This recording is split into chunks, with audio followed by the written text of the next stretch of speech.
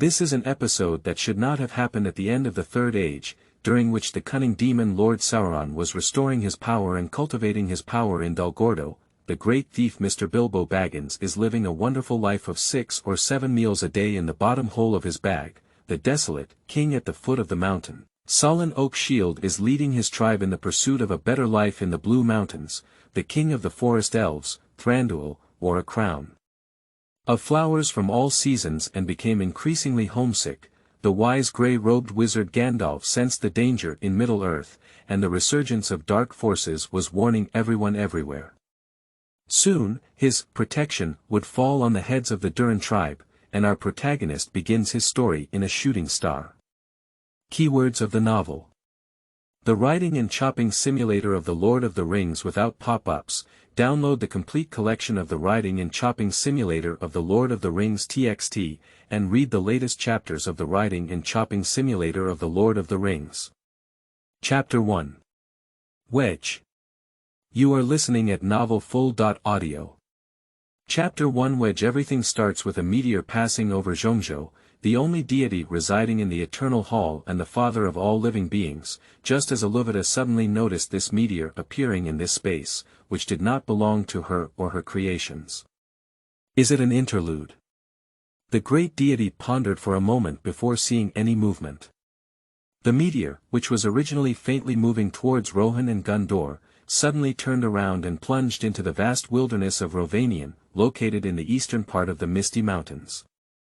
The Eternal Hall once again fell into silence.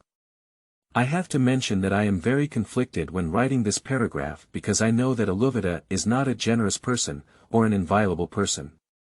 Yes, in terms of human beings, I believe that Eluveta is a very human creation god, such as the fate of the Númenóreans, the creation of dwarves by Vera Ali, and the resurrection of a certain couple, all of which illustrate this situation. However, Eluveta is also a loving god, and human nature is a very complex thing. For example, Ali cannot create life, but Eluveta gives soul and becomes his adopted son. They can survive and thrive, so suddenly something unrelated to themselves appears in their own world. I think Iraveta is unhappy. There is a confrontation between me and Iraveta, which may not happen in the future. That is to say, I want to write a story about crossing the Lord of the Rings, but I also know that the creator god in the Lord of the Rings is unhappy. So what should I do? If the story wants to continue, my protagonist and the golden finger I gave to the protagonist cannot be affected. Eluveta must be able to calculate the impact of this so-called interlude on his major movement, and due to his personality, he will definitely do something to showcase his existence. Therefore, I originally planned to arrange for the protagonist in Gondor not to appear in Gondor, he would only appear in a more dangerous wilderness. Of course, some friends may say why not throw it directly into the sea. Once again, as the author, I would not agree, so the result is like this. End of this chapter. Chapter 2, Advent. You are listening at novelfull.audio. This translator is experiencing an error, please try another translator. Chapter 3. Simulator Startup. You are listening at novelfull.audio. Chapter 3. Simulator Startup. Simulator starting. You have arrived in Karadia. Time unknown. Location outside Rewa Shi's city. You are a farmer who makes a living by farming near Rewa Shi's. Now you are being driven by the messengers of the kingdom of Nord, the king of Laguna, like a beast. You are carrying a bag filled with sand to fill the moat of Rewa Shi's, while consuming the arrows of the defenders. The Wiccan archers on the city wall are constantly shooting at you and your colleagues. I don't know if it was the skirt of the goddess of luck that enveloped you, or if your strong physique helped you. You successfully rushed to the side of the moat and threw the sand bag into the ditch. But you know you can't run back, the probability of running back to death is even higher. Even if you run back safely, you will be forced by the Nords to do it again. Only heaven knows if you can reach the moat smoothly next time. If you observe a sunken area on the side of the city wall while running, you may think that if you're lucky enough to lie there, it won't attract the attention of the Nords. Even if you notice, the probability of the Nords wasting arrows chasing you is not high, and the people on the city wall should be the ones protecting you. You decided to take a gamble. After removing the burden of the sand bag, your movements became faster and more sensitive. At this time, there was not much water in the moat, and you crawled smoothly to the position you expected. You feel safe now, exhale heavily, and decide to lie here until night, trying to find a way to escape. At this moment, the defenders on the city wall noticed you, and then several large stones flew out of the wall and hit your back. Your internal organs have ruptured. You're dead. This simulation has ended. Simulation result. Failed. There is nothing valuable to keep. Can simulation continue? Yes/no. Dead. Indeed, praying for mercy from others on the battlefield is a luxury. Alan rubbed his slightly swollen brain and chose yes again. Simulator starting. You have arrived in Caridia. Time unknown. Location Palavin, Lower City Lion Tavern. You are a mercenary captain who died all of his team members in yesterday's battle, and you, who received a bounty, were alone and drunk in the Lion Tavern. At this moment, a person wearing studded leather armor, carrying a bow and crossbow, and hanging a long sword from the waist looked at you with a straight hook. Desperate and drunk, you instinctively shouted, "What are you looking at? You look like a mangy dog." The other person looked at you sarcastically and said. You were furious at the words and pulled out your only weapon, a Germanic sword, to strike at the other person. However, after drinking too much, you couldn't even grip the long sword in your hand, let alone launch any offensive like this. You were easily dodged by the other person, and then a long sword pierced through your chest. Your heart has ruptured. You're dead. This simulation has ended. Simulation result. Failed. There is nothing valuable to keep. Can simulation continue? Yes/no. Pa, where's the pit father? Alan, who rubbed his hands together to relieve the pain in his hands, once again chose not to believe in evil. Simulator starting. You have arrived in Caridia. Time unknown. Location Veruga, recruitment point outside the city. You were originally a small vendor, but the situation has gradually become chaotic lately. Mountain bandits are burning, killing, and looting in areas where the military cannot reach. After careful consideration, you have processed the goods on hand and headed to the recruitment point in Veruga, preparing to become a soldier under Lord Matthias. At first, the recruitment officer saw that you were physically strong and arranged for you to become a Rodok spearman. But by giving away half of your savings and showcasing your talented shooting skills and combat abilities with divine assistance, you successfully became a Rodok archer. The cheerful official handed over the newly recruited 10 Rodok crossbowmen to your command as a newly appointed captain. You are the only son of Lord Matthias and the second commander, Mr. Matthias Arai. The official told you that his name is Bob, and Matt Arai is his brother. Law. If you need to deal with anything in the future, you can go to the city to find him, and then hand over the equipment and camp location to you. He waved his hand and sent you away. However, before leaving, he reminded you to take your subordinates directly to the camp and not make any unnecessary mistakes. You walked towards the campsite with 10 skinny and yellow-faced subordinates. The afternoon sun was a bit scorching, and along the way, there was a large market organized by nearby villagers and military vendors, mainly engaged in business in the nearby military camp. You keenly noticed that your subordinates were walking slower and slower, and then you learned that most of your 10 subordinates had family members doing small business in this camp.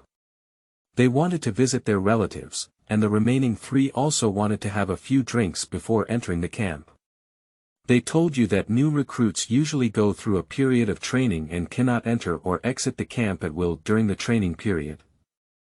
You look at the camp gate in front of you, and then at the eager little brothers on your faces.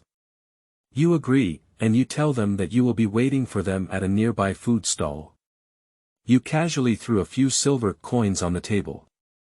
After the boss received the money, he gave it to you, along with your 3 empty pockets, and brought some food and a large glass of beer. You took a sip, then calmly handed the beer to a hand that looked more pleasing to you, and started eating the snacks on the table. It has to be said that the food can still be swallowed. As you gradually became impatient, your subordinates rushed back one after another. At this moment, you think things are going quite smoothly, but a subordinate rushed over in a panic and told you that his fellow townsman, who is also your little brother, had been captured by several hooligans and bullies. After a brief moment of reflection, with a command, all members of the team ran towards the location of the incident. During the running process, you experienced for the first time how strong your body was. You were wearing a hoodie in chain armor, with a pot helmet on your head, wearing chain armor boots, a siege crossbow behind you, and a bag of steel crossbow arrows and a straight-edged military machete hanging from your waist. You could still walk briskly without blushing or panting. The little brothers, dressed in rudimentary armor with only a crossbow in their hands, were already panting. The little brother who came back to report the news was even more breathless as he told you the story. It's nothing more than Yang Bai Lao and Xiao Bai Kai, a group of thugs with little hard power in the background, who have no money to pay off your sister's debts. You've seen many stories, but this doesn't stop you from giving orders to have your little brothers string their crossbows. Quickly, you caught up with the leisurely bullies. You shouted loudly, and the other person stopped and turned to look at you. You saw several bullies holding sharp blades and pulling on a little girl who looked like a chicken. You ordered your men to aim up and confront the other person 10 meters away. Your little brother started shouting for help when he saw you, and struggled to hold on to his sister before being kicked to the ground by a bully across from him. And the leader across from you, with a bright and gorgeous appearance, suddenly became discouraged when he saw you. He stopped his subordinates' actions and loudly stated that it was just a misunderstanding. He was willing to pay a price and cancel the deal with your little brother, hoping that you would forget about today's unpleasant experience. You agreed, and your heart kept sighing. No matter which world you are in, you don't spend money. The charm of money is so fascinating. Just as you were about to take 2 steps forward to retrieve your little brother and take away the other person's purse, a crossbow arrow trembled and inserted into their chest. The other person watched with disbelief as you collapsed to the ground, and you also looked back at that quite pleasing guy with disbelief. In his awkward explanation of drinking too much, while holding the weapon, he gave the order to shoot the arrow. You draw out your machete and casually give your mercy to the enemies on the ground who are still moving, while your little brothers spontaneously search for the spoils of war on the ground. You stopped your little brother from peeling off the other person's clothes, indicating that we were not bandits. Then, you had someone collect all the crossbows and arrows, and took out a few dinars to let the little girl go home. You also instructed her to let her family hide, and then led the team directly back to the camp. You don't think this matter will end here, but you also don't think it's anything important to your current self. The training of new recruits has begun, and it is only the eve of the war. The intense conflict has not yet fully unfolded. Your team, led by the officers under Commander Matalai, and dozens of other teams, underwent a simple training session on the second day of entering the camp, including shooting and military formation. The remaining time is just idle in the camp. You can't tolerate such a wasteful act of wasting your life. Take out the money plundered from the bullies, find Bob, who has transformed into a military supply officer, and ask him to give your team more crossbows and arrows.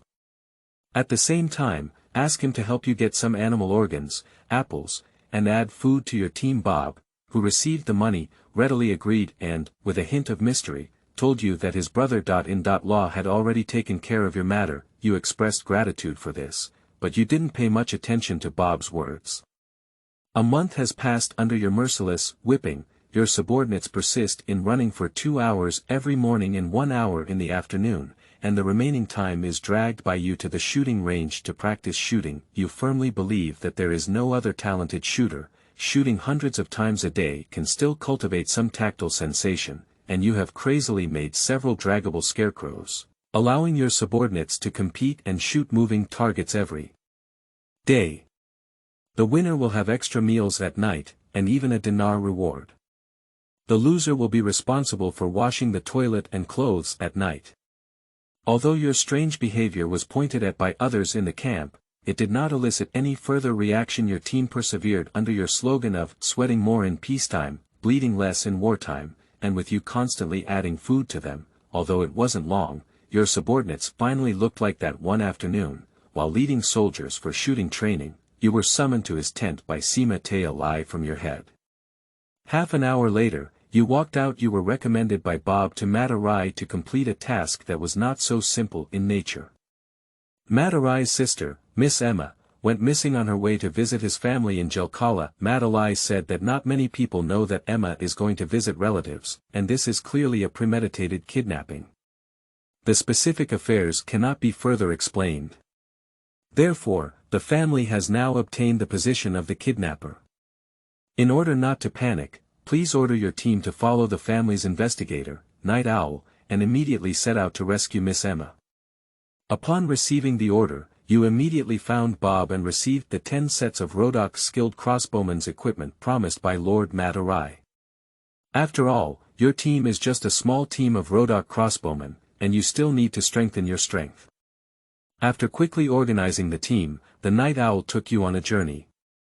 In this chaotic continent, the orders of the nobility are everything. Although Rodok calls this a member of parliament, its nature has not changed much. You do not have the right to refuse, let alone Matarai who has helped you in the evening. This is in the mountains several tens of miles away from Veruga. Under the guidance of the Night Owl, your team marched for a whole hour and finally arrived near the kidnappers' camp before dark. After investigation, the Night Owl discovered the trail of Miss Emma. Miss Emma stayed out for a while before dark, although accompanied by the kidnappers. 10 minutes later, she was forced by the kidnappers to return to a wooden cabin. The guards here are not very tight, perhaps the enemy thinks it is very safe. They only arranged 2 guards next to the campfire at the entrance of the wooden house. On the west side of the house is a 7.8 meter long and 2.3 meter high earthen slope, and there is also an enemy guarding on the slope. There are about 30 kidnappers active in the camp, scattered throughout various locations and not equipped very well. Just like the bandits abundant in Rodok, you and the Night Owl discuss repairing for an hour first. After it gets dark, you and the Night Owl will sneak into the house first, rescue or protect Miss Emma, and then the soldiers will listen to the signal to launch an attack. Of course, if everything goes smoothly, it is also possible to sneak away quietly. After all, rescuing talents is your top priority. After dark, the rescue operation began, and all of you were lurking on the side of the mountain slope, watching the kidnappers on the slope loudly chatting and laughing with the companions next to the campfire. After a moment, the kidnappers finished joking and began patrolling around. The Night Owl took a chance and quietly followed the kidnappers guarding the hillside. In an area that the campfire guards did not notice, he wiped the enemy's throat and gently placed them on the ground. The enemies who continued to chat and laugh next to the campfire did not notice any abnormalities, and they had no chance. Just as you and the Night Owl spent a few minutes lurking on the side of the wooden house, the crossbowmen who had already been prepared on the hillside took their lives with a few crossbow arrows, and you and the investigator rushed into the wooden house with quick steps. As soon as you entered the room, you noticed a well-equipped guy running towards Miss Emma in the corner.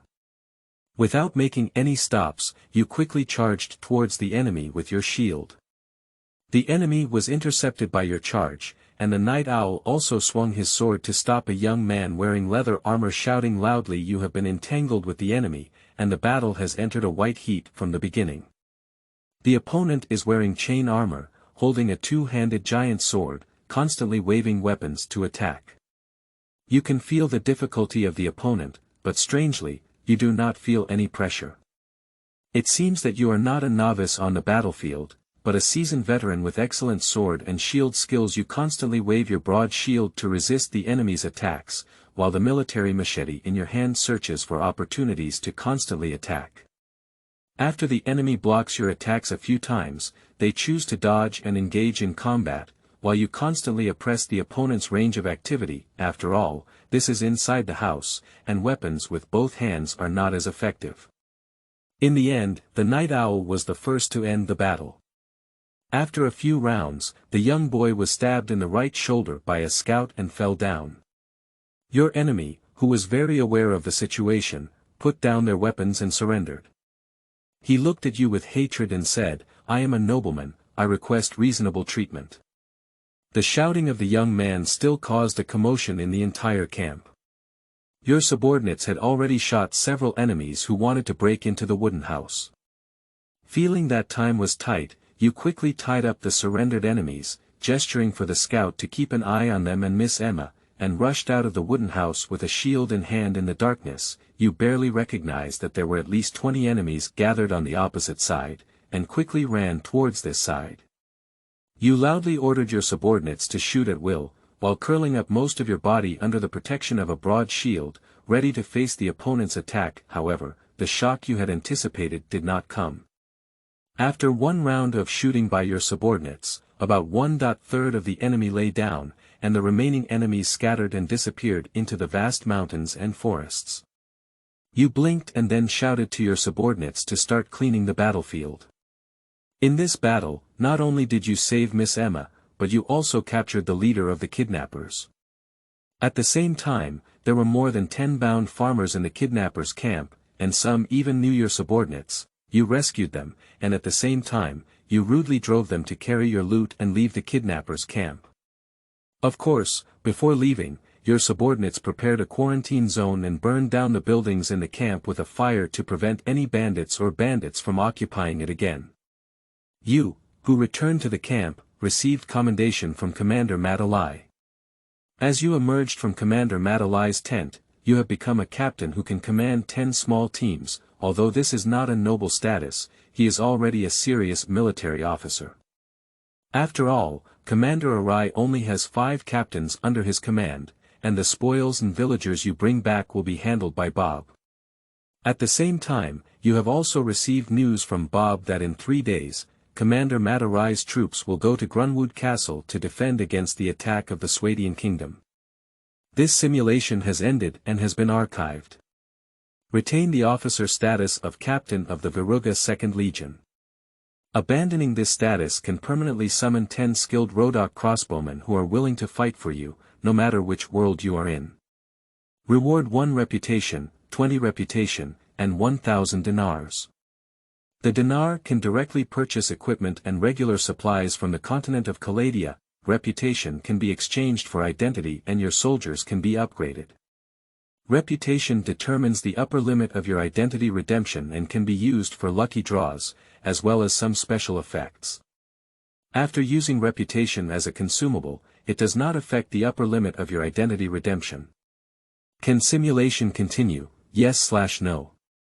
Alan made a decisive decision, his tired brain realizing that every simulation would inevitably consume his mental state. Although more than a month had passed in the simulator, the situation around him was no different from when the meeting had just ended. My appearance doesn't seem like I just woke up. This simulator is also too exhausting. After the thought flashed through Alan's mind, he lay on the table and fell into a deep sleep. End of this chapter. Chapter 4. Fatis and Kress. You are listening at novelfull.audio. Chapter 4. Fatis and Kress. I don't know when I hid in the sunny weather, but I shyly hid behind the gloomy dark clouds. Under the dark clouds, a group of elite cavalry appeared from the southern slope, trampling on the green space and quickly returned to the camp. At this moment, Alan was still sleeping on the table, waiting for a young girl next to him. The sound of the cavalry returning to the camp woke up the sleeping Alan. As he got up, he instinctively grabbed the clothes that had slipped off his shoulder and turned his head. A young girl with blonde hair and white skin, blue eyes full of gentle laughter, stood beside him. "Oh, Ymira," Alan nodded and smiled at her, saying, "Thank you." Ymira smiled and shook her head. Alan. The shout of a returning cavalry caught Alan's attention. He had slightly white-brown short hair that had been casually trimmed, thick eye bags, a large nose, and a full beard that made the man look like he was in his 30s or 40s. However, his black and white eyes exuded a resolute expression that did not match his decadent appearance. Alan could be certain in his heart that this person should be Fatis. "Thank you all for your hard work. How is the situation outside?" Alan first said a word of hard work to the cavalry returning to the camp, and then asked about the investigation by Fatis. "Alan, the situation is terrible. I have never seen such a thing in Caladia before. Speaking with a solemn expression on his face, Fatis untied a dark object from his horse and threw it onto the ground. Orcs, goblins, or goblins. Alan looked at his head covered in black blood on the ground with some uncertainty, guessing the origin of this thing in his heart. Black blood. It seems like the half-orcs in The Lord of the Rings are black blood, isn't it in Middle-earth? The half-orc, a fantasy creature, is too popular. Most fantasy worlds have this species, but the specific details and names still vary. For example, Alan is most familiar with the species found in the medieval Warhammer, similar to the green skin. They have a branch called goblins, which look similar to things on the ground, but most of them have green skin. They are a type of mushroom that thrives through spores and photosynthesis. They are commonly known as planting a head in autumn and giving birth to thousands of offspring next year.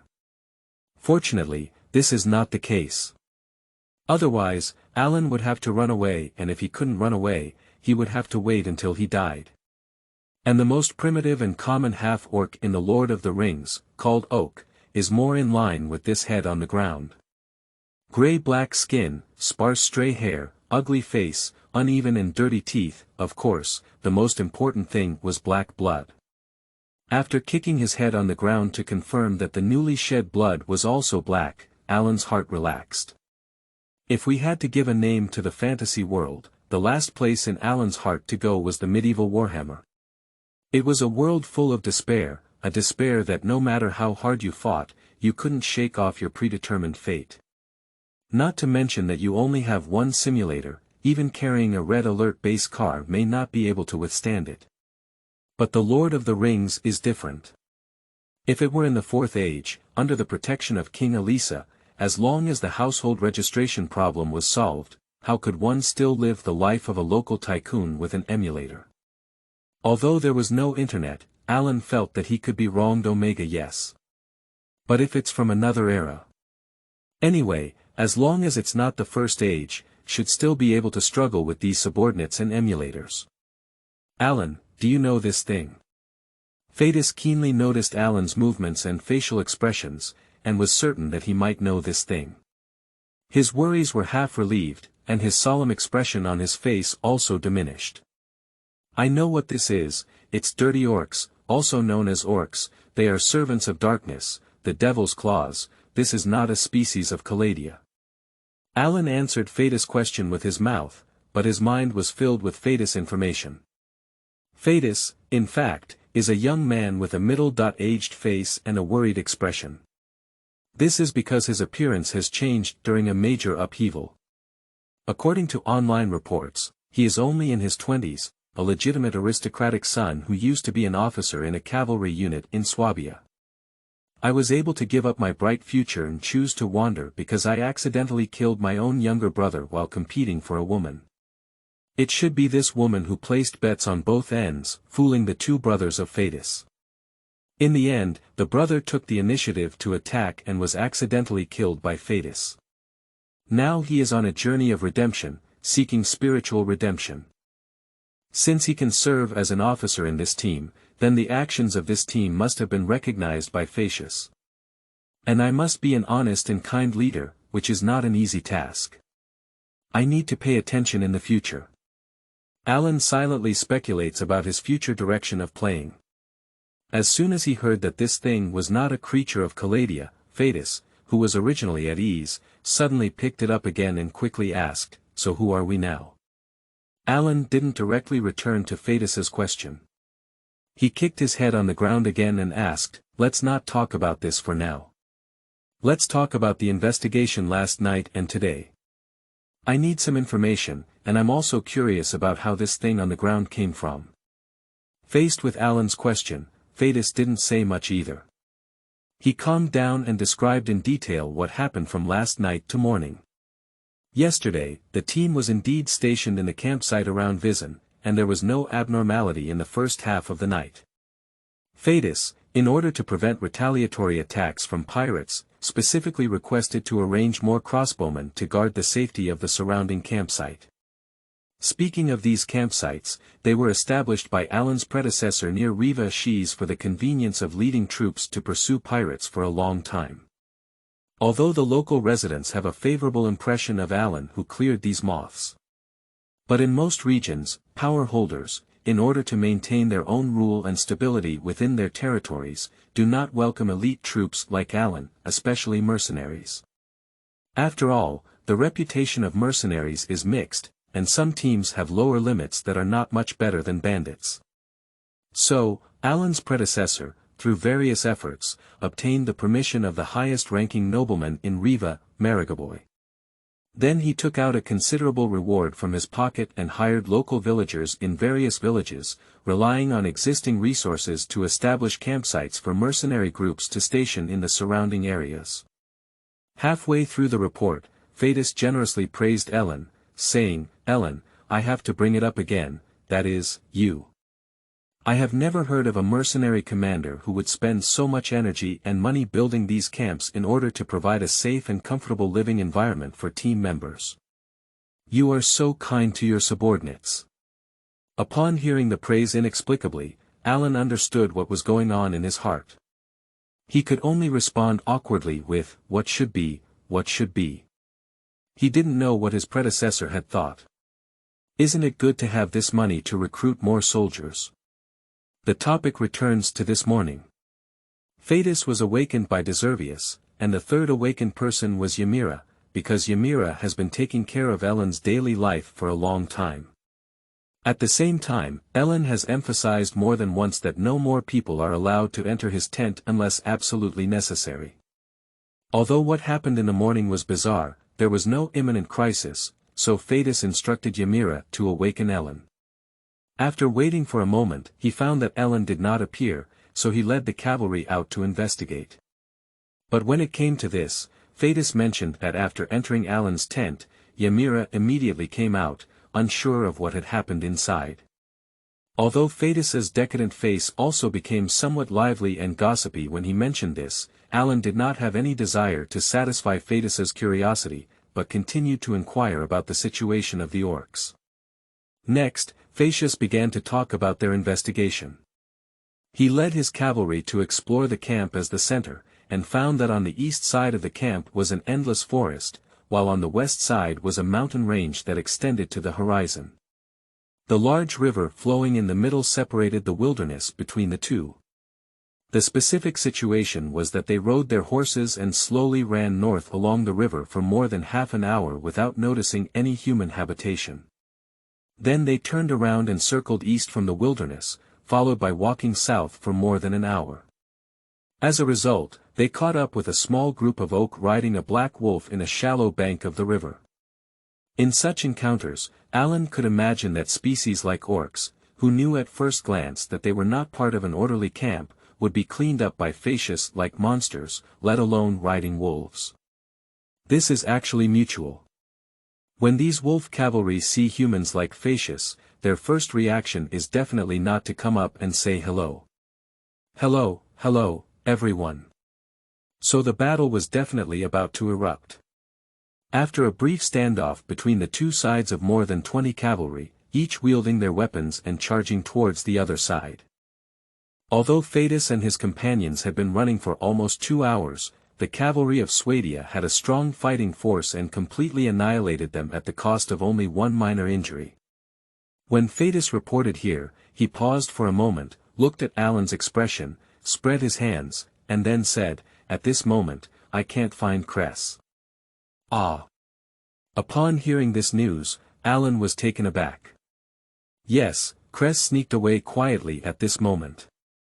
She felt that these were clearly not something fun and must be doing something bad, so she used the tracking skills she learned from Deserve to sneak away. She knew that Fatis would definitely stop her unauthorized actions, so she executed first and reported later. When Fatis commanded the army to clean the battlefield and did not notice her, she quietly crossed the riverbank along Oak's trail. Noticing that Kress had slipped away, Fatis crossed the riverbank and searched for a while, but to no avail. He had no choice but to carry his head and loot and return with his cavalry. However, Fatis stated that he has become accustomed to it and believes that Kress can return safely.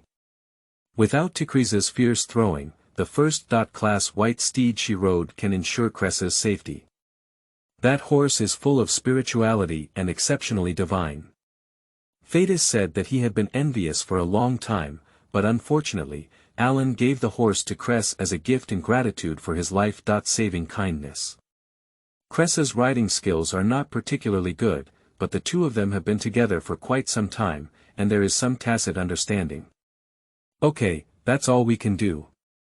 After sighing and expressing his helplessness, Alan arranged for Fatis to take the cavalry down and rest, while also calling for Ymira to prepare lunch. Poor Ymira, a wealthy young lady from a wealthy businessman's family, had to be responsible for cooking for a group of rough men. At this moment, Deserve actually came back carrying a strong stag, with a dark face covered in sweat and a smile on his face, saying that he wanted to make a roasted whole deer for everyone. Alan couldn't help but sigh, the mentality of these people is really too good. However, Alan is still a bit worried about Kress. This little sister may be the only uncertain factor in the team. It is unclear whether she is a skilled and courageous person, or if she has a strong subjective initiative in her work and has actually left the main unit to track the enemy alone. However, in the game, Kress has a somewhat reckless personality and is extremely bold. He once sued Odiman for meddling in front of the protagonist. She said she was just cutting open the enemy's belly to search for spoils of war. What's so surprising about this? Alan was stunned for a long time when he saw this conversation. She should be a Wiccan, and her father seems to have died early. Originally, their family also had land, but was forced by relatives. Her mother had to go to a noble family to become a cook, and she followed suit. After growing up a bit, she did some unseen things for certain nobles due to her better skills, and after a series of complex events, she regained her freedom. She should be the youngest person in the team, around 15 or 16 years old. Although she has experienced various darkness and lacks understanding of general moral concepts, she has an outgoing personality, sympathizes with the weak, values friendship, and has a particularly good relationship with Deserville in the game. And Deserve's guide and tracking abilities are the strongest in this team. With just a little bit of knowledge, Kress should be able to safely return, right? Enemy attack, heading south, ready for battle. Just as Alan was struggling to find Kress with the Desai and his cavalry, Bandak, standing on the wooden lookout, let out a loud roar, startling the contemplative Alan. Alan quickly climbed onto the wooden platform where Bandak was located and looked south. Under the dark sky, a white dot ran frantically along the hillside a few miles away towards the campsite. And 7 or 8 black dots were chasing the white dots from side to side, getting closer and closer. They were clearly Kress riding a white horse, with 7 or 8 wolf cavalry chasing behind her. "I'm back, please help me." A girl with short red-brown hair grabbed the reins in one hand and rode her horse wildly, while holding onto a ragged child in the other, shouting loudly. The Rodok marksmen guarding around the camp have started sniping and killing the wolf cavalry chasing behind Kress. Upon hearing the commotion, Fatis, who had just come down to rest, charged out with a few more people on horseback. Subsequently, all the cavalry rushed out one after another, even the slightly injured brother was no exception. Amira and Deservi, who were preparing food, grabbed the weapons beside them and rushed to the gate of the camp to guard it.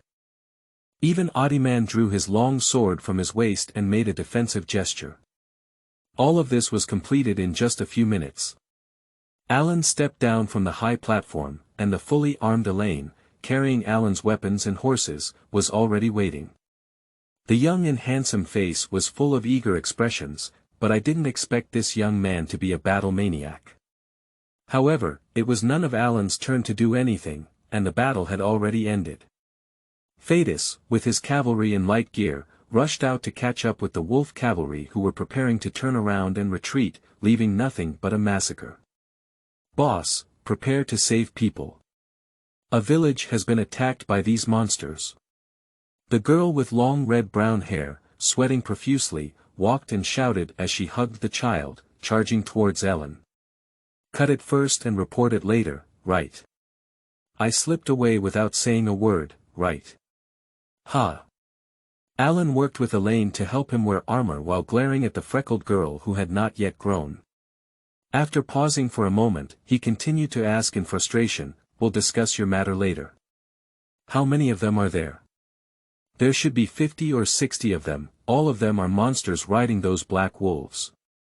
When I came back, the village had just been conquered by them. We should be able to save many people faster."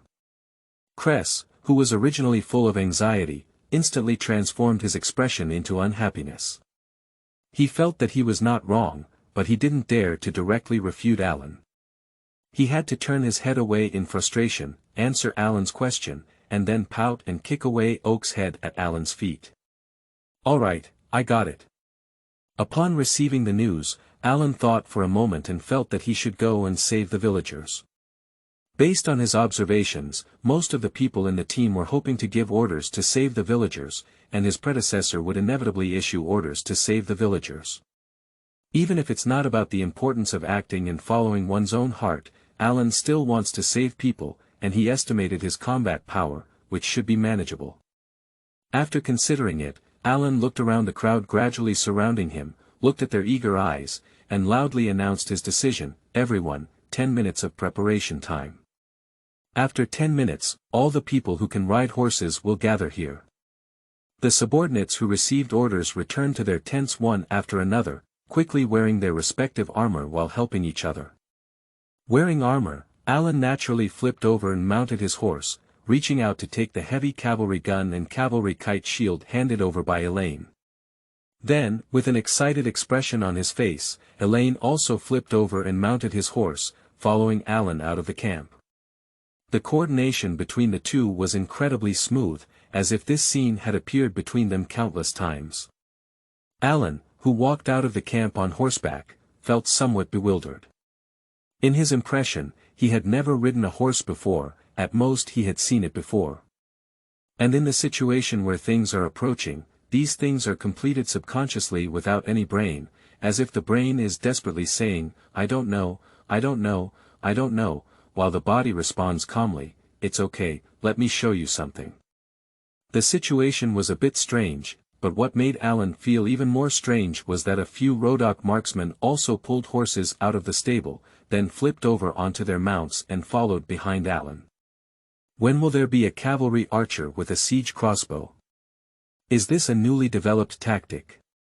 It's too messy, Alan said about his predecessor.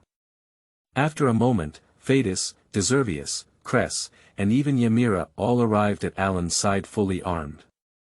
Alan looked at Ymira, who seemed weak, strangely and suddenly woke up. "I myself trained them towards the direction of heavy cavalry, but the focus was different." Deserve strengthened his cavalry shooting, Kress focused on throwing, and Ymira was a charge heavy cavalry. Finally, the fully armed Swadian knights gathered behind Alan, wearing barrel helmets, sleeveless plate armor, cavalry shields on their backs, cavalry swords on their waists, and heavy cavalry rifles in silence. Of course, this is not their true complete team. The horses also need to wear heavy armor, but this time it's a pursuit, not a charge, so the armor is not needed. Alan looked inside the camp and pointed to James, who was leading a mule, as well as Oddieman, who was shouting loudly, "I can ride a horse too, but I don't have one." He shouted to Bandak, who couldn't ride a horse on the high platform, "Take them and guard the camp. We'll go and go back." After receiving the command, Bandak nodded expressionlessly to reassure Alan. Then Alan turned around to look at the more than 20 people following him, feeling that he should say something in this situation. Many movies and novels indoctrinate their younger brothers with the correctness of combat and the high standards of their behavior before a battle. Immediately, Alan, the soul of Jongr, was burning brightly. He commanded his warhorse to turn half a circle, facing the crowd and confidently said, "My friends, my soldiers, I have always hoped that we would become a noble and beloved team. I hope that we, who have faith in our hearts, should always do those honorable things. I hope that we, who hold sharp weapons, will always go and kill those who deserve to die. I hope that we, who have strength, should always go and help those who are in need. Now, those who are in need are waiting for us, who hold sharp weapons, to come and save them. Everyone, what should we do? Of course, we should go help them, just like we did before, kill all those bandits and those who harm others for our own selfish interests. Excited, Fatis roared in response to Alan's words, causing everyone else to roar. Alan raised his heavy cavalry gun in response to the crowd's roar, gestured for Kress to lead the way, pulled the reins, and shouted, "Let's go." The warhorse under his crotch, scattered with flowers, followed Kress towards the south. More than half an hour later, near the old ferry, due to desolate discovering a new situation here, it takes some time to investigate the footprints. Everyone else took advantage of this time to rest and eat something. Alan chewed on the dried beef handed over by Elaine, looked at the large patches of dirty blood on the ground, and listened to Deserve's analysis. Desaiway's expression was solemn, as he lowered his head to observe the footprints on the ground and loudly reported his analysis results to Alan.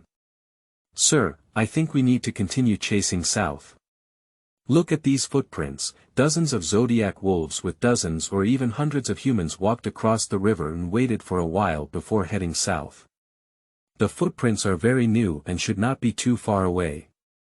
The bodies are also missing. The bodies of those monsters were right here at that time." Fatis, chewing on something in his mouth, leaned over and casually spoke. "They won't leave corpses. If they're extremely hungry, the body of their tribe is also a kind of food for them. At least feeding wolves is not a problem." Alan casually spoke words that made Desai and Fatis somewhat frightened. "So, in the face of this evil creature, we must not show mercy. Both of us must be at odds, but that's all for now. Deservius, you will lead the way, Fatis, to inform everyone to set off." The whole team quickly advanced south under Alan's command. Looking for a recommended ticket, thank you, end of this chapter. Chapter 5. Saving People.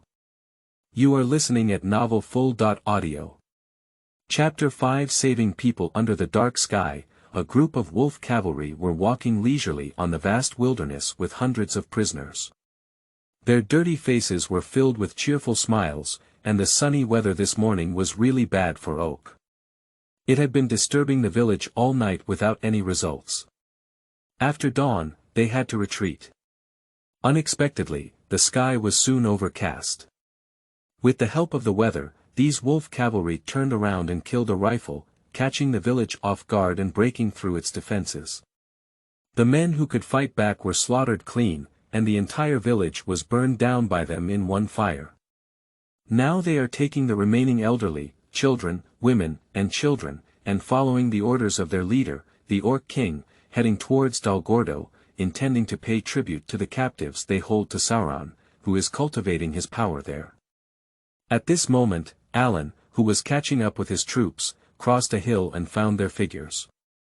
The distance between the two sides was less than 1 kilometer. "Catch up and take them down." Alan, shouting, urged the horses and the crowd to charge towards the oaks.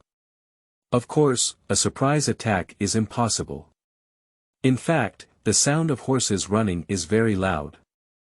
Even if they step on soft soil, the rushing movements of more than 20 riders are enough to startle the hearing-sensitive Sirius. Faced with Alan's charge, the orc team stopped. Quickly, a half-orc with a much stronger body and mount than the other wolf cavalry emerged from the crowd.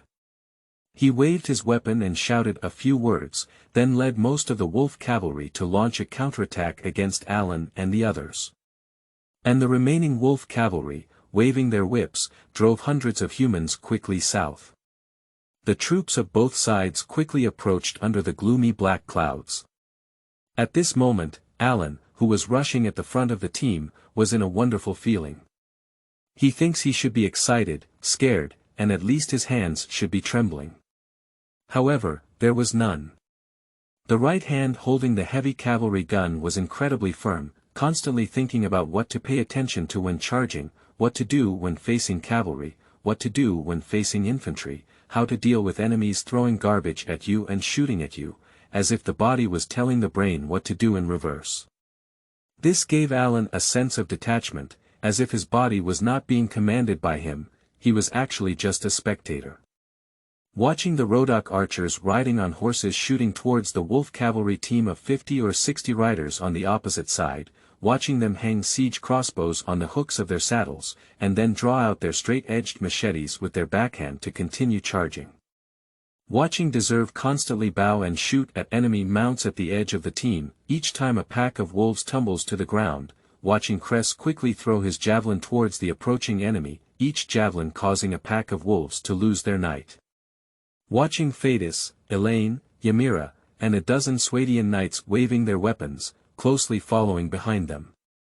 Finally, as I watched myself accelerate my horse and run towards the particularly tall oak, I swung my right arm vigorously and quickly shot him in the head. Pulling the reins with his left hand, the warhorse skillfully dodged under his crotch and was bitten by a wolf. Alan then pressed down on his right arm and plunged his cavalry gun into the chest of the second oncoming enemy. Subsequently, he released his cavalry gun, drew out his knight's long sword, struck and killed a wolf who wanted to ambush his mount. With a final right strike, an oak's head flew straight up. Alan, who was invincible in front of him, rode his horse forward for several tens of meters. After stopping the horse and slowing it down for a while, he felt like he had regained control of his body. Without much thought, he quickly turned the horse and prepared to support his subordinates. However, the battle had already ended, and the two cavalry teams were divided into winners and losers in a crisscross. Only Kress and Deserve were still chasing a small number of wolf cavalry and pack wolves who had started to scatter. The combat effectiveness of orcs is very low, especially in the Misty Mountains. They are thin and have a hunchback and long claws. Of course, they are also Sauron's minions, and in the War of the Rings, they work together with the half-beasts of Gondabad Mountain to restrain the elves in the Black Forest. But their weapons and equipment are really poor, so Sauron is like releasing them. Only when thinking about them while doing dirty and tiring work, the benefits are almost non-existent. That is to say, Asog ruled Moria and was close enough to Dorgo to receive the care of the big shots. In fact, Sauron's legitimate lineage is active in the half-orcs of Mordor and Dolgordo, where the troops are better equipped and have strong combat capabilities. So even the orc riding on a wolf and the elite confrontation led by Alan were defeated in a short period of time. And Alan's henchmen were actually not doing much better. All 8 Rhodok marksmen were lying on the ground, life or death unknown. After all, they were not professional cavalry, probably just scumbags of level 2 cavalry. 3 or 4 Swadian knights formed a formation and stood on the ground. Their horses were surrounded by wolves during the battle, but their riding skills were superb. Even if the horses were attacked and fell to the ground, they could quickly react and find companions who also landed to fight together. At this time, only half of the companions who could still ride on the horses were present. Fatis, bring all the remaining cavalry on horseback and follow me to continue chasing. The rest of you clean the battlefield. Alan shouted and conveyed his orders, knowing that he was not here to kill these oaks, but to save talent was his true purpose. Upon hearing the command, Fatis shouted and the cavalry followed. Alan turned around and chased them towards the remaining oak. The dozen or so wolf cavalry left behind by you watched as his large army was destroyed, and surprisingly drew out their weapons to start slaughtering prisoners. After a round of slaughter, they saw Alan and his men quickly pressing over, and the wolf cavalry left the still-alive prisoners scattered and fled. Alan, with his cavalry, ran straight towards the enemy with the largest number of people and chased after them. However, in short distance running, the speed of the horses did not have an advantage compared to the descendants of these bad wolves, and the horses were also very tired. After carrying Alan and the others on a long journey, they engaged in a fierce battle and were unable to continue chasing these fleeing scum. Seeing the enemy getting further and further away from him, Alan stopped pursuing and returned with his men to the prisoners' side. After being slaughtered by the oaks for a round, there were still nearly 100 remaining prisoners. At a glance, no adult men could be seen, all of them were old, young, women, and children. Alan rode on the horse, scanning the women and children who were hesitant to speak in the face of great change, and shouted loudly. "Who's in charge here? Find someone who can speak." A moment of chaos broke out in the crowd, and an old woman with white hair and a hunched back, wrinkled face, humbly bowed and thanked Alan sitting on the horse. After getting up, she gratefully said, "Dear sir, thank you for coming all the way and saving us from our tragic fate. May I ask, are you all from Rohan or from Chanhu town?" Alan looked at the old woman who was even older than his grandmother and quickly dismounted to come to her side. He whispered, "We are neither Rohan nor from Chanhu town. I and my tribe migrated here from a long distance, preparing to settle in this area." After hearing this, the elderly woman's face flashed with a hint of surprise and said, "Sir, this is not a good decision. The orcs in the Misty Mountains have become active again. Since the war between the dwarves and oak many years ago, the orcs in the Misty Mountains have been silent for a long time. It was at that time that my grandfather's grandfather led the tribe to settle in the forest near the old ferry. This place has always been relatively safe. When I was young, I often accompanied other children to collect fruits in the forest and fish by the river, but I didn't expect it to settle down for such a short time." The old woman was taken aback for a moment and felt that she shouldn't have said these things. She quickly apologized and said, "I'm sorry, sir. Once people reach old age, they tend to nag and talk about useless things." Alan waved his hand and said, "It's okay." He thought to himself, "These words are useless, very useful." But he asked, "So what are your plans next? I can arrange for someone to take you back." The old woman regained her spirits slightly, her face full of worry. Her cloudy eyes looked at the young leader in front of her, and then turned to look at the surviving people. She said sadly, "What else can we plan on? The village has been destroyed, and all the men who can fight have been slaughtered. Only these women and children are left. If adults are willing to protect us, we hope to start a new life under your authority." Alan thought for a moment and felt that he could agree to this request. As for the development of the team in the later stage, Alan did not think too much about it. The time he came here was really too short. As for whether he wanted to settle here, there must be an explanation, right? Do you just say you've traveled through time when you meet someone? Alan's current idea is very simple. If this land has its own owner, then Alan doesn't mind attachment, as long as there is a certain degree of autonomy. Moreover, the secular power structure in The Lord of the Rings is no different from that of early medieval Europe. There is no one here, I live here, and that piece of land belongs to me. If you don't agree, we will fight. Whoever wins first will lose. Although Alan is not willing to conflict with humans, dwarves, or elves, he doesn't mind snatching a piece of land from the oaks. It's just that the process is more complicated and it takes longer. And Alan also roughly understood his position by talking to the old lady in front of him. The old woman mentioned the oaks of the Misty Mountains and also mentioned that she lived near the old ferry. If it were really the Misty Mountains and the nearby old ferry that Alan knew about, then the location would be very clear. This is the vast wilderness on the east side of the Misty Mountains in mainland China. The ferry mentioned by the old woman connects the old pass of the Misty Mountains and the old dense forest road on the edge of the southern Black Forest. If it's still unclear, the lonely mountain expedition team on the Hobbit journey was attacked by Azog. After the Great Eagle rescued them, they were thrown into the nearby Karl Rock, which was a bit far. It should be 60 kilometers north from here, and Alan decided to go to this famous attraction tomorrow to take a check-in. In Alan's impression, the land between the Black Forest and the Misty Mountains had no owner at this time, at least no significant influence. Most northern humans gather in the valley city-states located on the northern edge of the Black Forest, with at most some forest residents establishing villages in nearby forests. The strongest person should be Bjorn near Karl Rock. He is not an easy person to deal with, but he lives alone, and as far as Alan knows, his tribe is not many, or is it only him left? As for Maya, who also lives in this area, as long as he doesn't cause extensive damage to the environment or disturb his life, Ladagast won't care about a neighbor like Durin.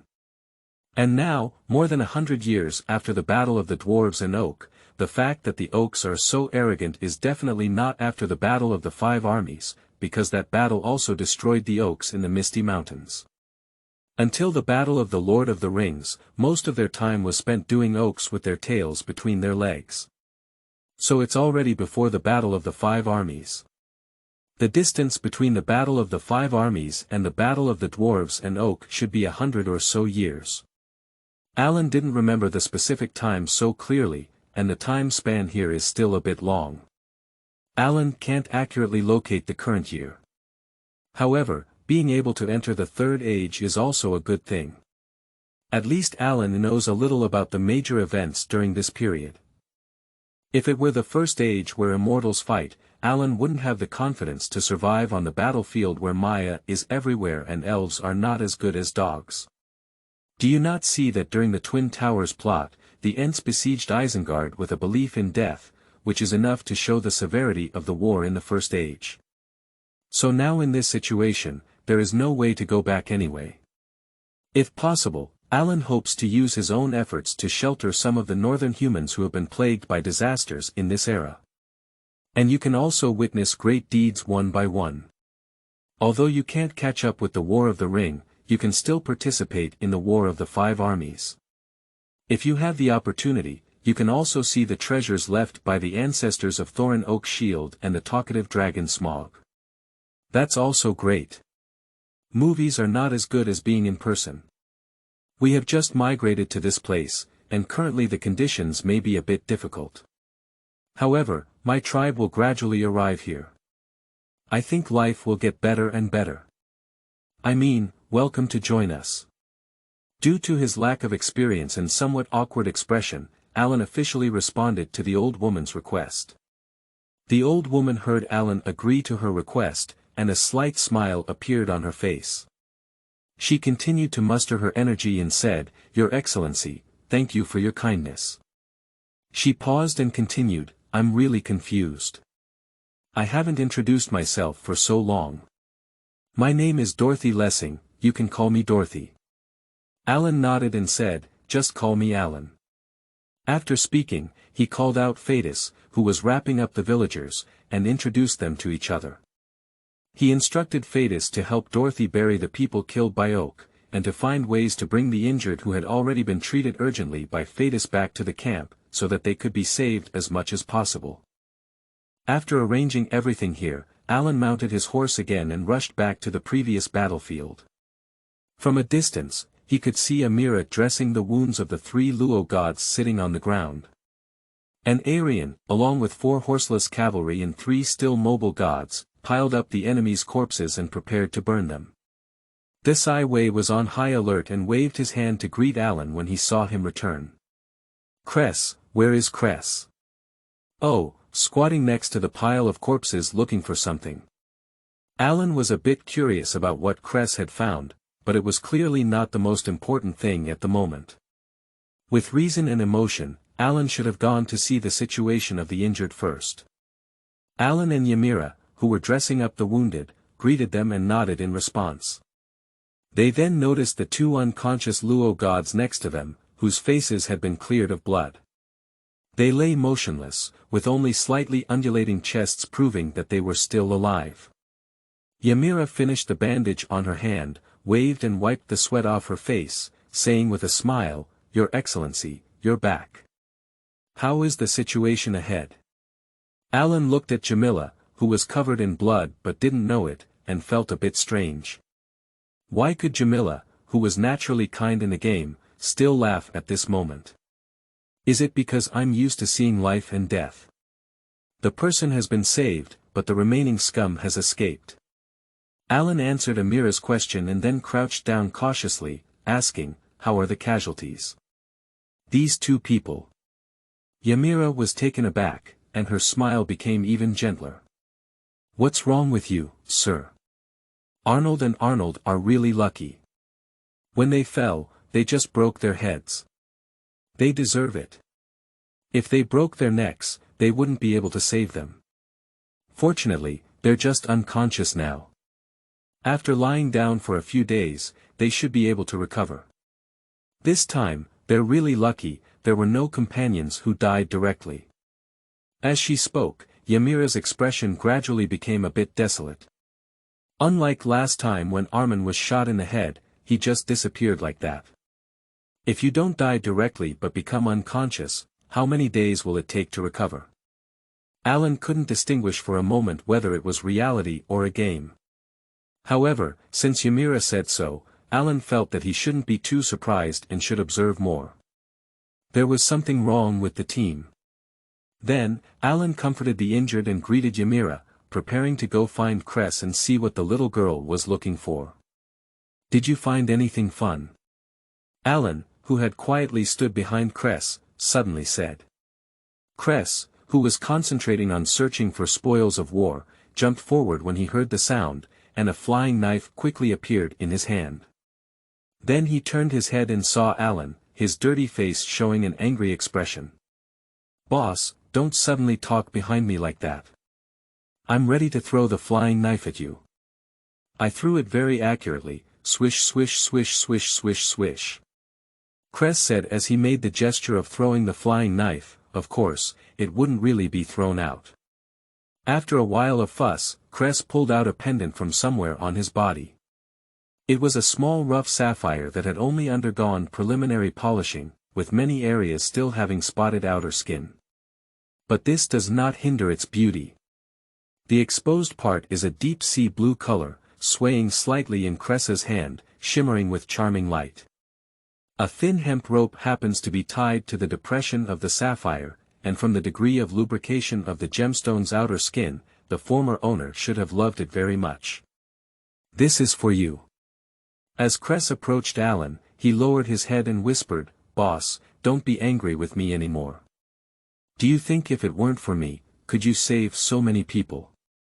Alan actually didn't have any intention of getting angry, he just made the most appropriate reaction in certain specific scenarios to avoid arousing suspicion from others in the team. However, until now, Alan feels that he has performed well, but sometimes he feels that he doesn't look too much like him. Picking up the sapphire in Kress's hand casually, Alan picked it up and looked at the sky. Unfortunately, it was cloudy now, and if the sunlight was good enough, this gem should be even more beautiful. Then he reached out his hands and hung the gem around Kress's neck. Although this gem was found among the dead, Kress probably wouldn't care about such a thing. At least Alan didn't see any concern from Kress's happy face. Subconsciously pinching Kress's face, Alan froze for a moment, then reacted and smiled, saying, "Clean yourself up before you can go back." After that, he left with a happy mood.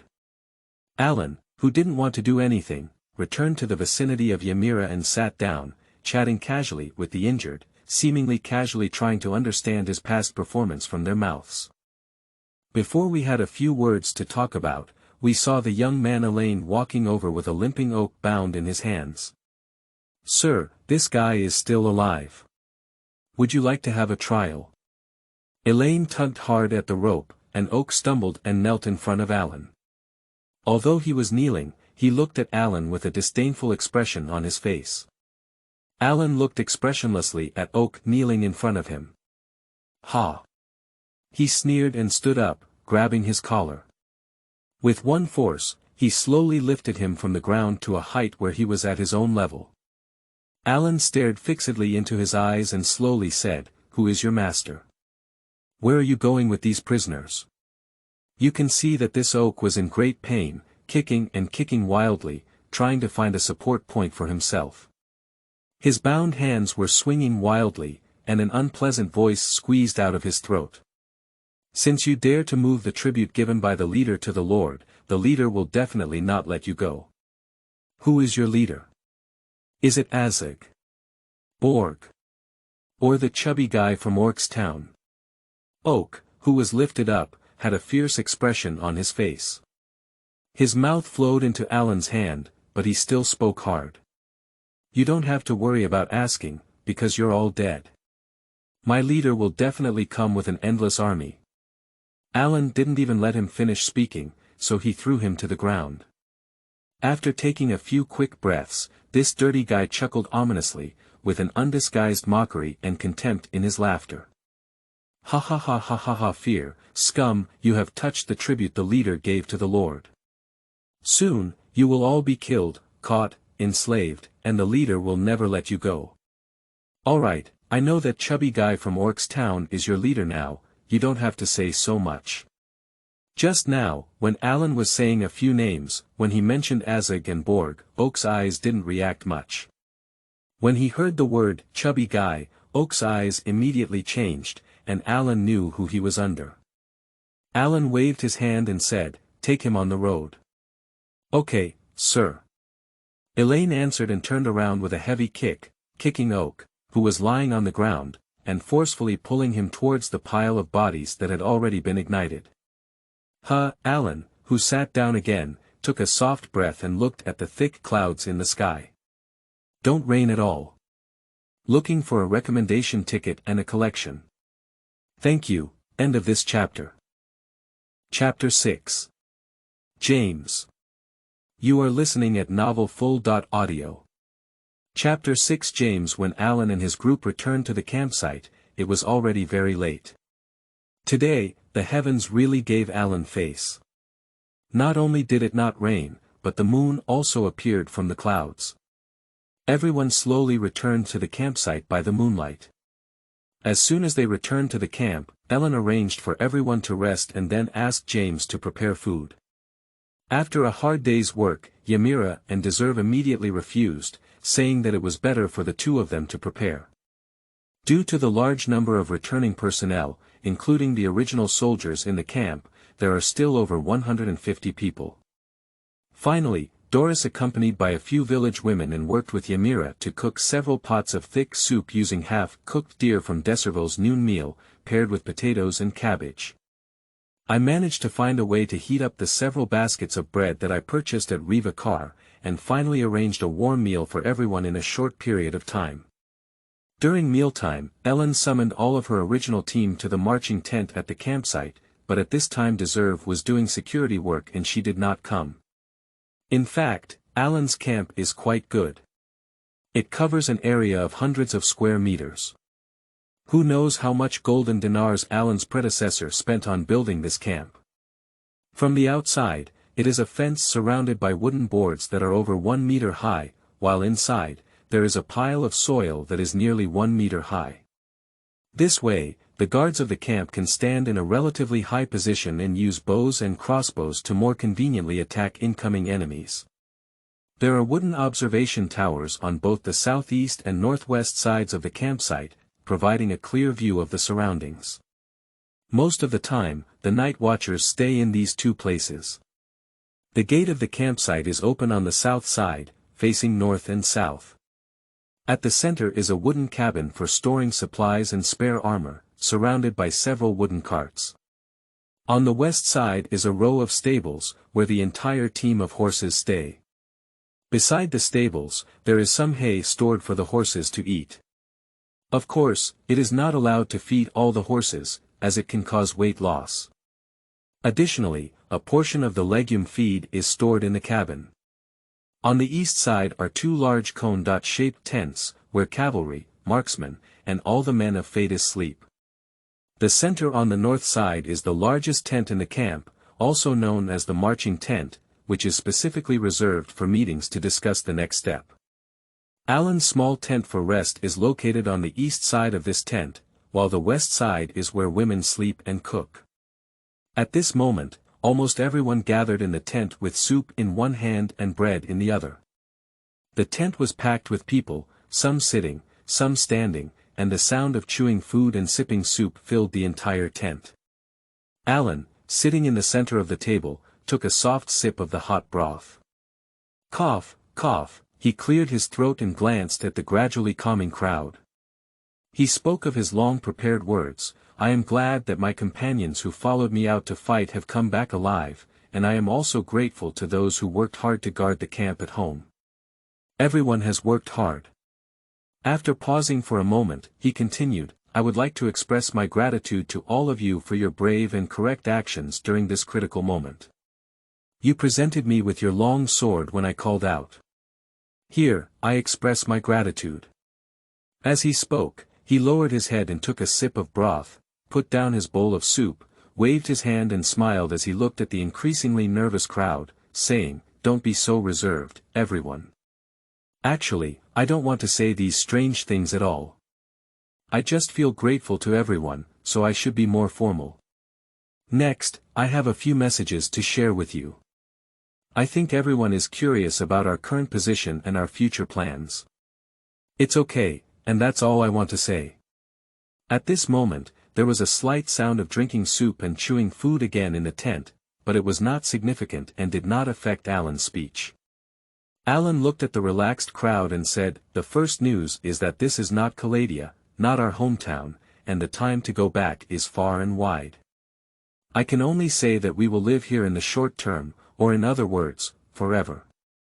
After finishing speaking, there were a series of slight screams in the tent.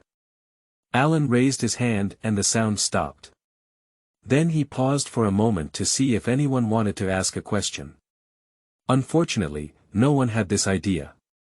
They were all looking at themselves, and Alan continued, "The second piece of news is definitely good news. We are not alone, and our sudden appearance in this place is not a coincidence. I now have a new ability, which is to bring a group of people who are willing to follow me, away from that war-torn continent, to live with us in this place every once in a while. They all come from our hometown of Caladia, and can also bring some weapons, equipment, and supplies. However, I want to explain that our presence here is not my behavior. I know this kind of thing is strange, but it is true." To prove his words, Alan waved casually and a little white light flashed past. A bag of wheat appeared on the table, but strangely, there was no sign of much surprise from everyone towards this kind of great transformation. At this moment, a rider raised his left hand, holding onto the bread, and cautiously asked, "Boss, can you bring my mom and dad over? I've saved a lot of money, ready to spend it on them." Then he looked around at his companions who were staring at him, lowered his head, and said, "If not, it's okay." Alan looked at the young man who had bravely fought alongside him during the day and said, "My abilities are not yet capable of doing such a thing, but I can guarantee with my honor that if possible, I will definitely bring your parents over." As the young man in front of him nodded, Alan spoke out the third message. "The next thing to say is also good news. I am not unfamiliar with this place. I have read about it in a book before, and it is quite far from Caladia. The book also provides a detailed description of our enemies today. They are called orcs, and the locals generally refer to them as orcs. They serve the power of extreme darkness and are the eternal enemies of humanity. The book also includes a simple map, and I remember a part of it. Our current location is called the Great Wilderness, which is not safe. Although it is not like Caladia where we fight every day, it is everywhere. This dirty scum, of course, also has some other peace-loving intelligent species living here. In addition to the humans we brought back today, there are also dwarves, elves, and so on. Some of them are different from us, and I believe everyone will have the opportunity to see them in the future." Alan paused again and scanned the crowd, hoping for someone to come out and ask a question and be a straight person. However, everyone in the tent watched him quietly, and even Kress and Oddie Man had no desire to ask a question. Unable to do anything, Alan continued, "Today we have saved a large number of fellow orcs from the hands of the orcs. I am certain that the so-called Orc King will not easily forget this matter, so I have a few more arrangements to make next.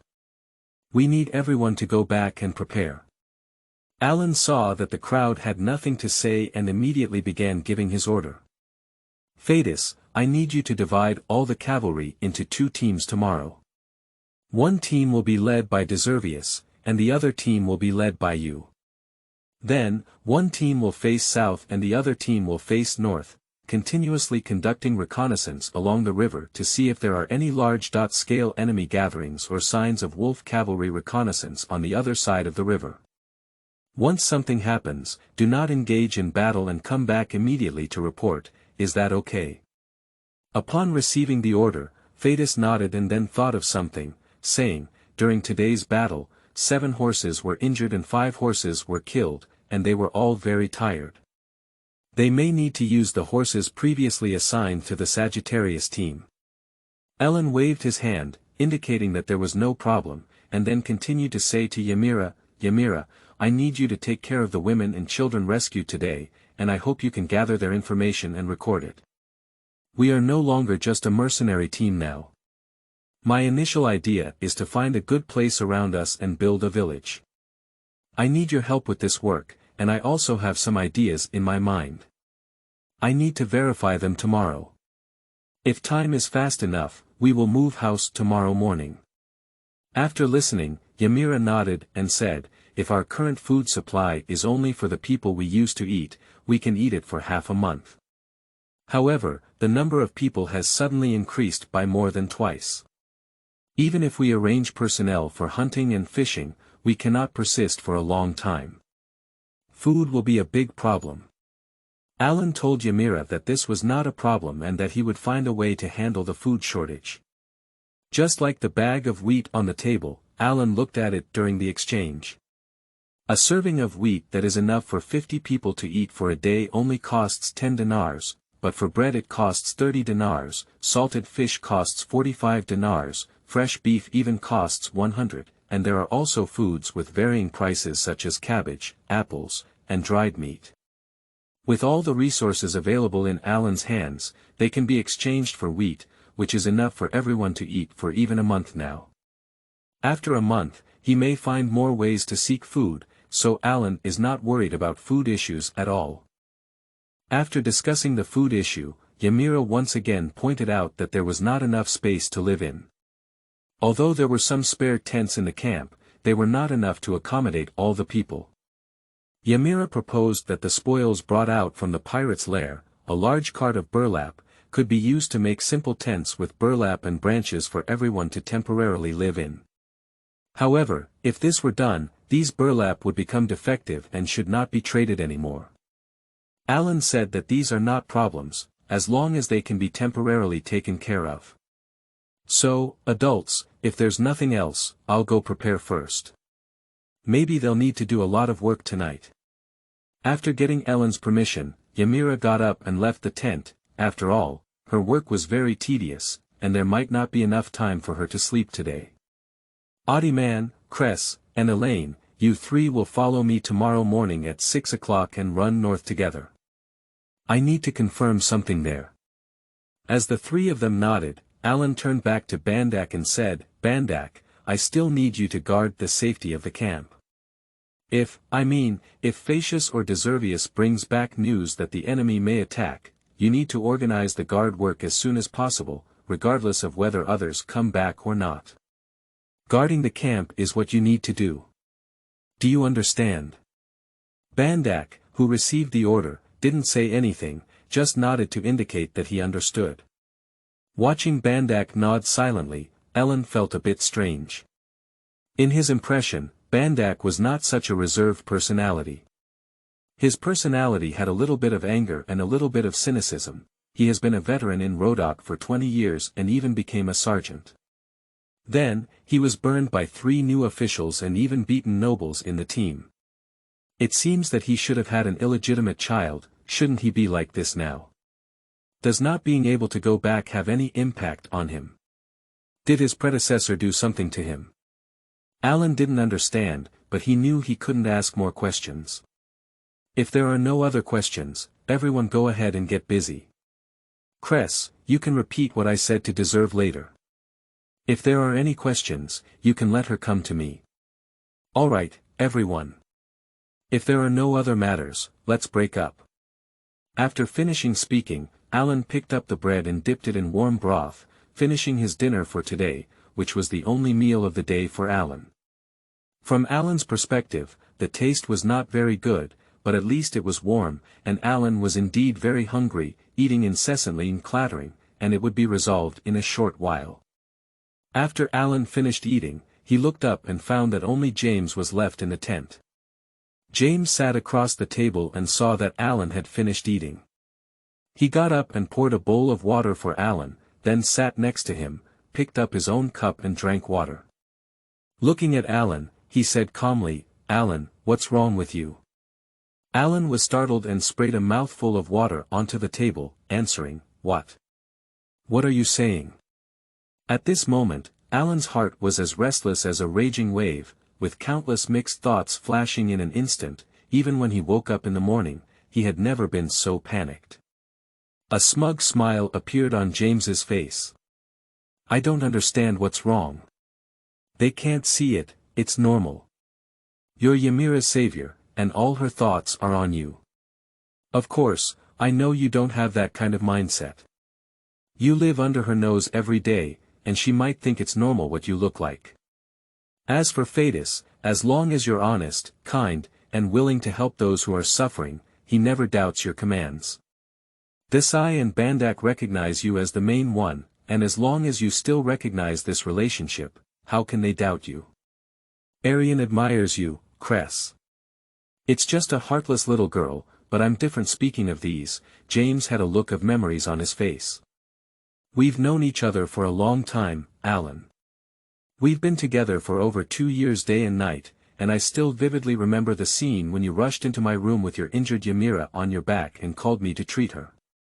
Then we started traveling together, and you were very much like us now. You were polite to people and patient in communication.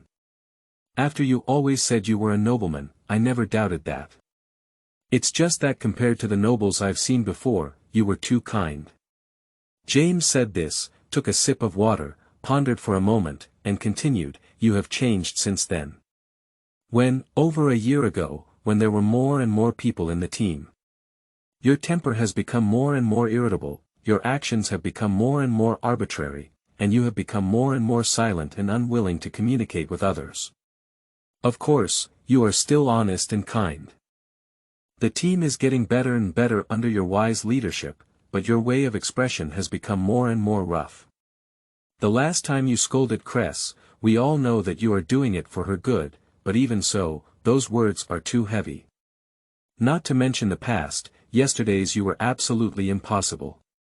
Speaking tonight, you are likely to directly assign tasks without explaining everything in such detail, ignoring anyone's questions, and not allowing others to question your commands.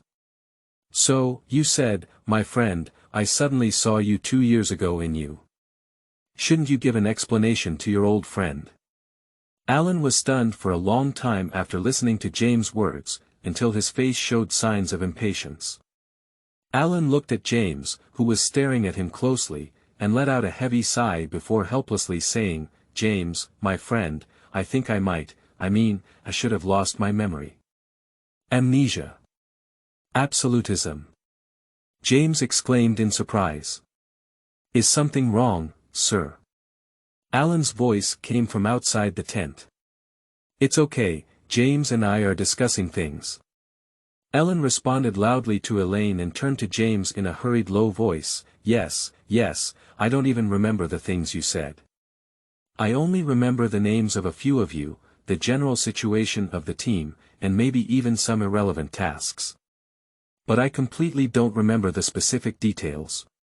How we met, how we developed step by step to the present day, these are almost forgotten by me. I don't even remember the name of the gatekeeper. I don't know what happened. What can I do? I can only rely on my intuition to walk step by step. As Alan spoke, he silently said to himself, I'm sorry, James. I didn't mean to lie to you. I really don't remember what you said. After all, we are two people. Is it so serious? James pondered for a moment before suddenly saying, could it be due to your special abilities? I've told you before that using those abilities will inevitably come at an extraordinary cost. Ah. What ability? Alan was taken aback. I really didn't know. You don't even remember this. James took a deep breath and said, okay, as a friend, it seems I need to add some memories to you. Look at those warriors outside, their combat effectiveness is good, right? In fact, most of them were young men who worked in the countryside 2 years ago. How could they become even stronger warriors than noble private soldiers in just 2 years? It's all up to you. After each battle, there will always be some young men selected by you. After that, they will become stronger in the white light, and their combat experience will become richer. The next day, you will also bring out equipment that matches their strength for them to use. Look at the people and horses outside, and the money we earn as mercenaries is impossible to buy them. Sorry, do you have any impression now, sleeping slot, was my previous cheat so powerful? I don't want this emulator anymore, please return the previous cheats to me. Alan was crazy about the simulator, but the expression on his face did not change much. He nodded and said, I still have this ability. But it was not so easy to use. Alan said silently in his heart. Alan, I suggest you use those abilities as little as possible in the future. It's dangerous, forget it. James shook his head and continued, I know I can't persuade you, but I hope you will take the initiative to tell me in the future, especially in terms of physical health, that I am a doctor and your friend. Alan faced James with a caring expression, feeling a little moved and couldn't help but nod, indicating that he knew. James sighed and continued, go to bed early. Taking more rest is good for your body. I'll think about what treatments are available for insomnia. By the way, I'll keep it a secret for you. They're not suitable to know about these things right now, and I believe they'll like you better now. So I won't disturb you. Good night. After speaking, James walked out towards the tent door. Alan looked at James's back and quietly exhaled, wiping the sweat from his forehead. Suddenly, James seemed to remember something and walked back with a slightly strange expression, saying, by the way, I think I should reintroduce myself. My new friend, I am a priest and a doctor. You can ignore the previous profession. What I want to say is, if there is a chance, bring me a few orc corpses. I want to do some research, you know. Ah. Oh, okay, I got it. Alan nodded, indicating that he knew. Upon hearing that Alan had agreed to his request, James left the tent satisfied. Finally fooled by it, Alan kept wiping the sweat from his forehead, feeling grateful, and then came up with a bold idea. May I really have lost my memory, I have really traveled to Caladia. End of this chapter. Chapter 7. Grunwood Offensive and Defensive Warfare. You are listening at novelfull.audio. Chapter 7. Grunwood Offensive and Defensive Warfare, Simulator starting. Do you choose to serve as the officer of the captain of the Veruga 2nd Legion? Yes, you have arrived in Caradia. Time. One morning, location. Veruga, 2nd Army Camp Commander's tent. You arrived at the commander's tent of your immediate supervisor, Madarai, and at this moment, all 4 of your colleagues gathered in this tent, waiting for the arrival of Madarai's commander. You briefly greeted the other commanders, and the 1st and 3rd captains were very enthusiastic about you, while the 2nd and 4th captains seemed to feel that you, the 5th captain, had climbed to the same position as them in a short time. You were unhappy and did not reply to your greetings. You didn't pay much attention, but just casually found a seat to sit down. A moment later, Commander Madalai walked in with his guard captain and announced that all the battalions must be fully assembled by this time tomorrow. They will use 2 days to arrive at Grunwood Castle and assist the local city lord in defending against possible attacks from Swadia. In fact, when you came back yesterday, you had already received this news. At noon, you invited Commander Madarai's brother-in-law, Bob's quartermaster, to have a drink together, and at the same time, you summoned the 9 newly added team leaders under your command to announce Commander Madarai's decision. In fact, even with orders, there are still 2 sturdy team leaders who want to see how their new boss is doing.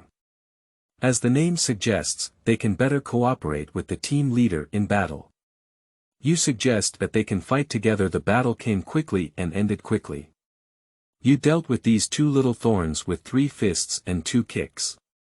Although you made them feel blue and swollen, it didn't prevent them from holding on to their swollen smiling faces and toasting you. This can be considered as temporarily settling the promotion matter at the same time as being full of alcohol and food, you also conveyed the message to your subordinates that they need to start tomorrow, asking them to prepare as soon as possible. Don't blame you for being impolite if you fall off the chain the next morning. Your battalion consisted of 110 people, arranged in an 11 by 10 formation on the playground of the camp, waiting for the arrival of Commander Matarai. Although your team was far from being well organized and uniform, compared to the military appearance of the other 4 battalions, it was not even a bit strong, and it was not in vain. You were both a threat and a temptation to harass them all afternoon. 15 minutes later, Commander Matarai arrived at the playground with his cavalry guards. After a brief lecture, he gave the order for all the battalions to reach Grunwood Castle before the sun set the next day. Subsequently, the entire army of about 600 people began to advance towards Grunwood Castle. When marching, everything was in chaos, and it was not that the road was very difficult to walk.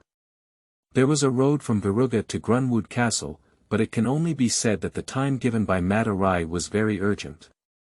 Normally, these roads would take 3 days to walk, but now the troops are required to arrive within 2 days. At first, it was okay, and most people were able to keep up. However, in the afternoon, not to mention the military appearance and posture, many teams began to break away from their established units, and your battalion inevitably experienced this situation. You have no choice but to constantly run back and forth, allowing your troops to advance within your control.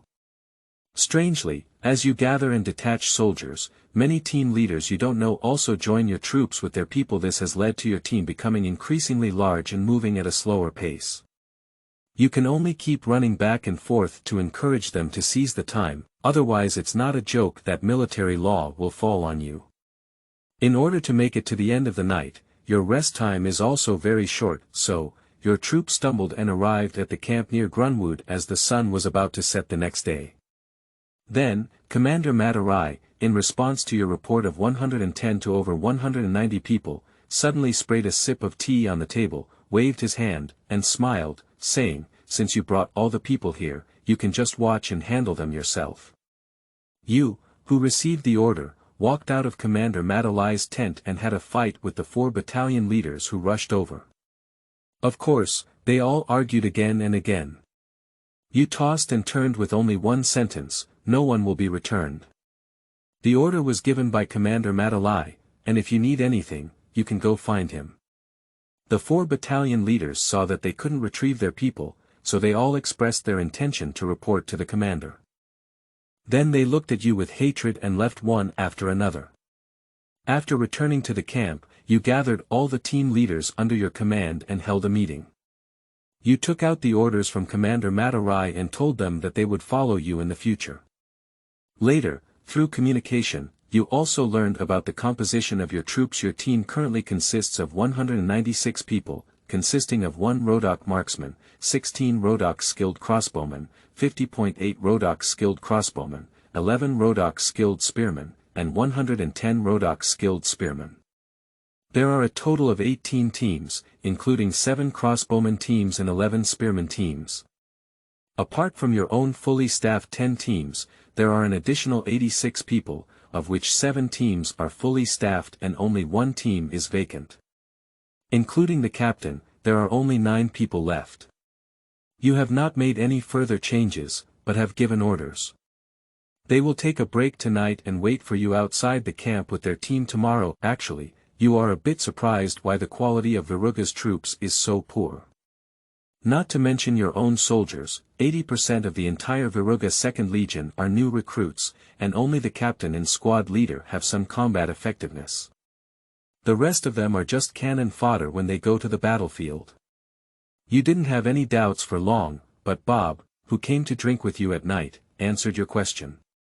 The true elite army of Veruga, the First Army, was taken by Lord Matthias to the border of Zarland at Gamage Castle 3 months ago, along with Lord Grunwald.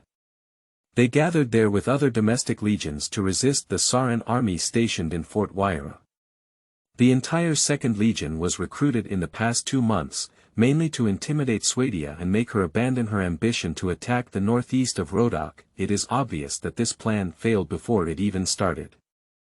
The kidnappers arrested in the first few days confessed that Swadia had already gathered thousands of troops under the call of King Heraus, and they would arrive here soon. According to intelligence, it is possible to see Swadia's army outside the city in 2 or 3 days. Speaking of this, Bob clearly drank too much and looked a bit depressed, but he did not forget the main purpose of his trip. He brought a small box of dinars to the table and pushed it to you. He told you that this was the loot obtained from the last time the kidnappers were eradicated, as well as the reward given to you by Matarai. He also hinted that if you feel it is too dangerous, he has a way to make you leave this castle and return to Viruga with him. Of course, the cost is this small box of dinars, and it can only be you alone. You didn't take Bob's advice, and you didn't take back the dinar Bob gave you. Instead, you pushed the small box of gold coins back into Bob's arms and asked him to exchange all of them for some armor, as much as he could. Bob was surprised by your decision, but didn't say much. He also said that if it were iron armor, he wouldn't be able to buy a few pieces at all. But if it's cotton armor or pleated armor, he can get you a lot, at least arming all of your current people. Moreover, he has stock in Grunwald and can deliver it to you tomorrow morning. I asked if you're willing. You readily agreed to Bob's suggestion while subtly asking if it would arouse suspicion from Commander Matarai. Bob waved casually, indicating that he didn't care about it, and before leaving, he also subtly told you that this war could be very cruel, prompting you to plan ahead. The next morning, you took your personal guards, the 10 skilled Rodok crossbowmen, to maintain order and gave all the cotton armor you received from Bob to your subordinates. After your subordinates changed off their tattered military uniforms, they finally had a slightly military appearance, and Bob said goodbye to you after handing over the cotton armor. Commander Matarai did not respond directly to your actions, but instead issued an order through the messenger to your hands, requiring your troops to guard the left wall of the gate of Grunwood Castle. In the afternoon, you led your troops into Grunwood Castle. Compared to ordinary castles, Grunwald Castle occupies a large area and is built on a steep hill, with continuous mountain ranges behind it. Most of the left and right sides are steep cliffs, with only a winding path leading directly to the city gate. From a distance, there is a large forest. There is a small flat area in front of the forest and castle, which is an important commercial road. Usually, soldiers of Grunwald Castle set up checkpoints here to collect tolls. Now there are about 200 defenders stationed in Glenworth Castle, and with the army brought by Matarai, the 700.800 troops have not made this castle appear crowded. After arriving at the place where you are stationed, you carefully observed the city wall you are guarding. It is nearly 200 meters long, and there is a protruding watchtower 20.30 meters away from the city gate, which can provide a good view of the entire city wall.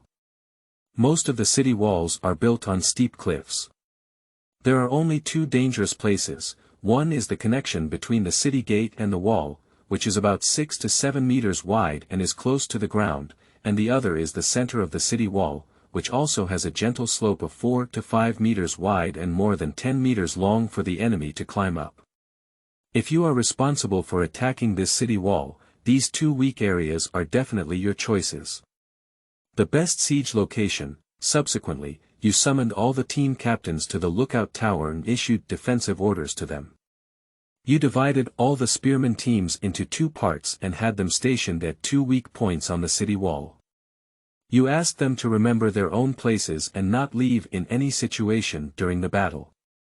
At the same time, you evenly distribute the crossbowmen on the 3 sides of the city wall and watchtower to ensure they have a good shooting angle. Just as you were making defensive arrangements, 2 Rodok sergeants approached you with a serious expression. They were the original defenders of Grunwood Castle, and their positions were just squad leaders. However, their combat power exceeded your troops by too much. They led 2 teams of Rodok veteran spearmen, who held ultra-long battle guns, wore a pot helmet, and wore a full set of hoodies and chain armor. They were all experienced veterans, and their combat power surpassed your troops by several streets. However, they are not under your command, they just say to cooperate with your troops for defense. You vaguely guessed Matarai's thoughts, and he knew that all of your subordinates were new recruits. There is really a high chance of escape when fighting, and these people may be the supervisory team he arranged. You welcomed this with a happy expression on your face, and you knew in your heart that it was impossible to hold on to the fierce enemy attack with the crooked melon and cracked jujube in your hand, which was less than 200 in size. No matter what these so-called supervisory teams thought, they would definitely be added to the defensive battle. An old saying from your hometown fully illustrates this situation, that is, under the cover of the nest, there will be no finished eggs. You spent 2 calm days, but you didn't waste these 2 days. You patiently told your subordinates over and over again the warning not to run away. If you die at the hands of the enemy, your family may still receive compensation. If you die at the hands of the supervising team, it will definitely affect your family. At the same time, he explained in detail how to hide behind the battlements and shoot, how to raise shields for defense when the enemy shoots, and how to kill them immediately after the enemy climbs up the ladder. It is obvious that Rodaka's equipment configuration is very suitable for defending the city. In addition to strong crossbows and spears, even the lowest level soldiers are equipped with simple broad shields. They can even form a human wall holding shields inside the city wall after the enemy climbs up. On the 3rd morning, as you had just climbed up the city wall from the inner castle, you found a large number of villagers gathered at the city gate. They were entering the castle, with a population of about 1,000 people. In fact, this is a common occurrence for nearby villagers. Living on the border between the 2 countries, they not only have the obligation to provide for the defenders in the castle, but also have to hide in the castle with their families in case of war to avoid being driven away by the enemy and becoming part of the siege. Of course, no matter how experienced they are, entering the castle will cause some chaos. The chaos lasted until almost evening and finally came to an end. As it was getting dark, you saw a large number of noble flags belonging to Swadia, fluttering north of Grunwood Castle, and the enemy finally arrived. The Kingdom of Swabia is a country with a relatively balanced military. Although its infantry and archer troops are slightly weaker than those of the Kingdom of Rodak, its cavalry ranks overwhelm the continent of Caladia. The reputation of Swabia knights has long been shrouded in the heads of nobles from various countries, and no king would not want to face the iron cavalry under King Herauz alone, especially after he summoned the nobles from all over the country. The Kingdom of Rodak, which had a long-standing feud with the Kingdom of Swabia, completely relied on mountains, rivers, and forests to block King Herauz's ambition to reclaim his vassal state. Grunwald Castle and Agorland Castle are the 2 most important castles on the northeast border of Rodak. The first war of each 2 countries' struggle will inevitably occur in one of the 2 castles, or even simultaneously. As long as Herauz breaks through either of these 2 castles, the vast plains near Veruga will no longer be able to stop the existence of Swadia's iron hooves. At that time, Veruga will also be in danger. If Veruga is lost, the entire Rodak will be torn open. At this moment, King Herauz finally took advantage of the confrontation between Rodak and Sauron to place tens of thousands of troops under the defensive emptiness of Grunwood Castle. Thank you for your collection and recommendations. Keep asking, end of this chapter. Chapter 8. Grunwald Offensive and Defense 2. You are listening at novelfull.audio. This translator is experiencing an error, please try another translator. Chapter 9. Settlement of Karl Rock. You are listening at novelfull.audio.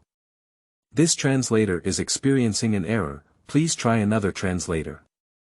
Chapter 10. Preparation for War. You are listening at novelfull.audio. Chapter 10. Preparation for War. People often say that peaceful days pass quickly, but in fact, whether calm or not, as long as one is particularly busy or leisurely, time passes quickly. In the blink of an eye, 2 days had passed. The weather was very good these days, and Ellen commanded Ymira. Ymira commanded the others and moved the entire campsite to a newly built village near Kolyan. The villagers merged together without any resistance, working together to build the village. Ellen didn't know how they communicated, but to his ears, everything was in Chinese. As a very experienced engineer, Ottman originally intended to concentrate all his efforts and build a lord's long house first, but was sternly rejected by Alan, who demanded that the wall be built first. Because Fatis brought bad news during these 2 days of patrols, there were always some sneaky things following them in the forest across the river. Some forests on the other side of the river were quite close to the Anduin River, and the startled birds in the forest could continue intermittently along their patrol route to the vicinity of the village. This fool knew there was a problem, especially since Fatis and Kress, who often stood on Karl Rock, were not foolish. Soon they discovered the scouting wolf cavalry. Alan certainly knows what's going on. He snatched the tribute from the Orc King. Can they just give up? Most people can't do that, let alone the half-orc king who has a small heart, a strange personality, and enjoys playing heavy metal music.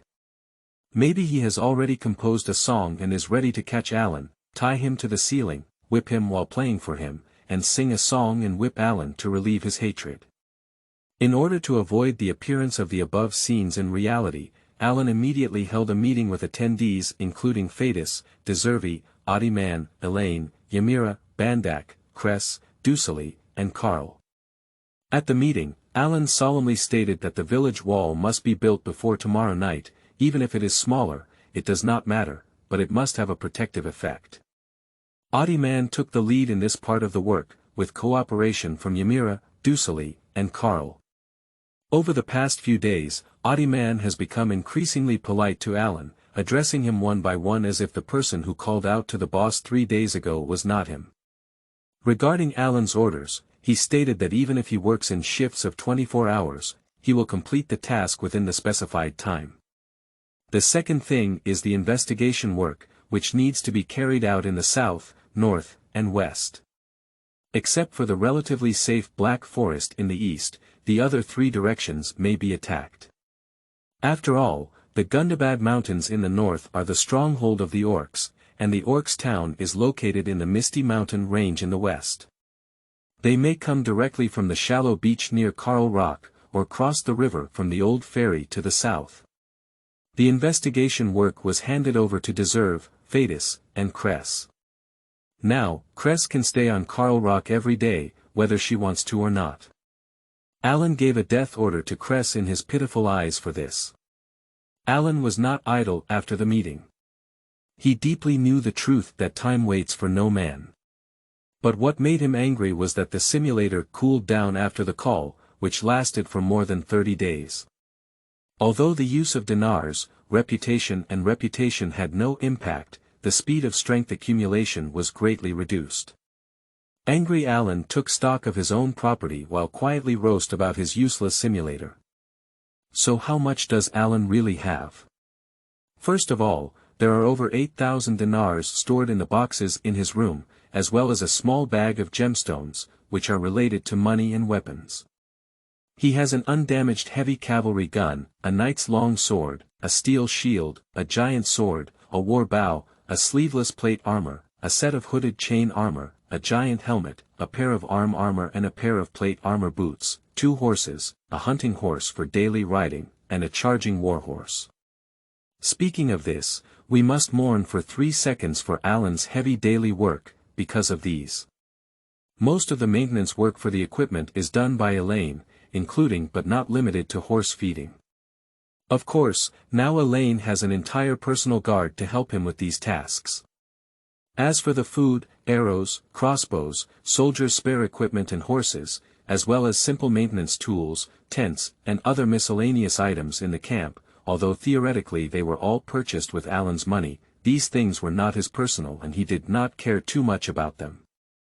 In short, Jamila's response was that they were currently sufficient and did not require him to worry, and Alan did not want to worry about these trivial matters.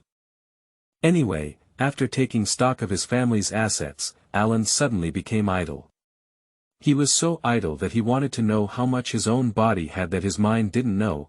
At the beginning, he competed with the Swadian knights for strength, and he could tug of war with 4 Swadian knights alone without falling behind. In the heavy running competition, he threw the other contestants all the way and had to reluctantly reward himself with the gemstones he had taken out. In the archery competition with Desai Wei, whether on horseback or on foot, desolate is willing to give up. I was preparing to compete with others in melee skills, but no one was willing to step forward and compete with Alan. Only when competing with Kress on throwing skills, he was physically abused by Kress and made a promise not to get angry the next time Kress causes trouble.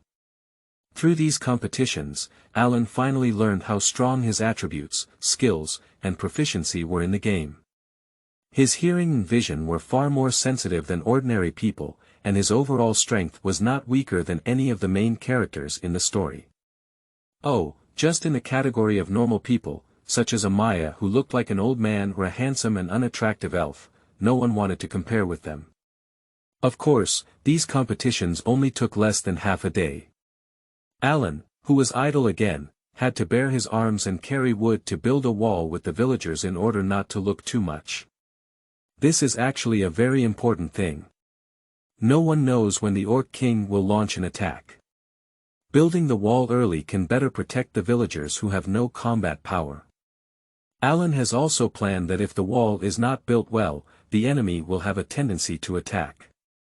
Alan will take the villagers with supplies and run to the Black Forest for refuge, although he may get lost, may be influenced by the evil forces in the Black Forest, and may even be influenced by the forest elves. Please go and have some tea, but it's better than being killed by half-orcs. If you save the land, you'll get both. If you save the land, you'll get both. Alan understands this principle. In fact, at the beginning, Alan had thought of building villages into forests, but this greatly limited the speed of development. Moreover, the Black Forest was the territory of forest elves, and Alan didn't know if Thranduil would care if such a large group of people would directly enter the Black Forest to survive. Although Thranduil's attitude towards humans was relatively good in both the original work and the movie, he was not of the same race and his heart would always be different. Alan still wanted to make his own decisions, and he extremely wanted to confront the Oaks, let the chubby guy who loves heavy metal music know his strength, and peace always depends on his strength. Fortunately, until the wall was built, Oak's attack did not arrive. Alan was also satisfied with the protective wall, which was made up of a circle of wooden fences. For convenience, 2 doors were opened. The main door was facing Karl Rock, with a gentle slope in the middle leading directly to Karl Rock, and the back door facing Black Forest. The entire campsite is not particularly huge, it is a circular campsite that covers an area of about 2,000 square meters. It can accommodate everyone to hide inside without appearing crowded, and it has not been built too high. It is only 1 person tall, with a gap of 15 to 20 centimeters between each wooden stake. The wooden boards that were removed from the original campsite are nailed together in the middle, and then a 1 meter high and ½ meter wide mound of soil is enclosed inside according to the original campsite. This not only prevents the enemy from pushing the fence, but also allows the guard crossbowmen to easily attack incoming enemies. In the outer part of the fence, many sharp branches have been preserved, and in areas without branches, many sharp branches have been placed on top. Alan also asked the villagers to bake the sharp parts over fire, which is said to make them harder. At the same time, Alan also requested the villagers to level the surrounding terrain, and he led his cavalry to run many circles around the edge of the village, fully armed, to compact the ground. The branches left by logging were evenly piled up on the land more than 10 meters away from the campsite. There were more than 10 piles, and all the grass around the campsite had been removed. Alan planned to use these things to make a big gift package for the attacking Oaks.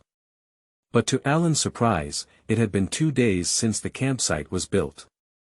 Apart from the enemy's reconnaissance still existing, the surroundings were calm.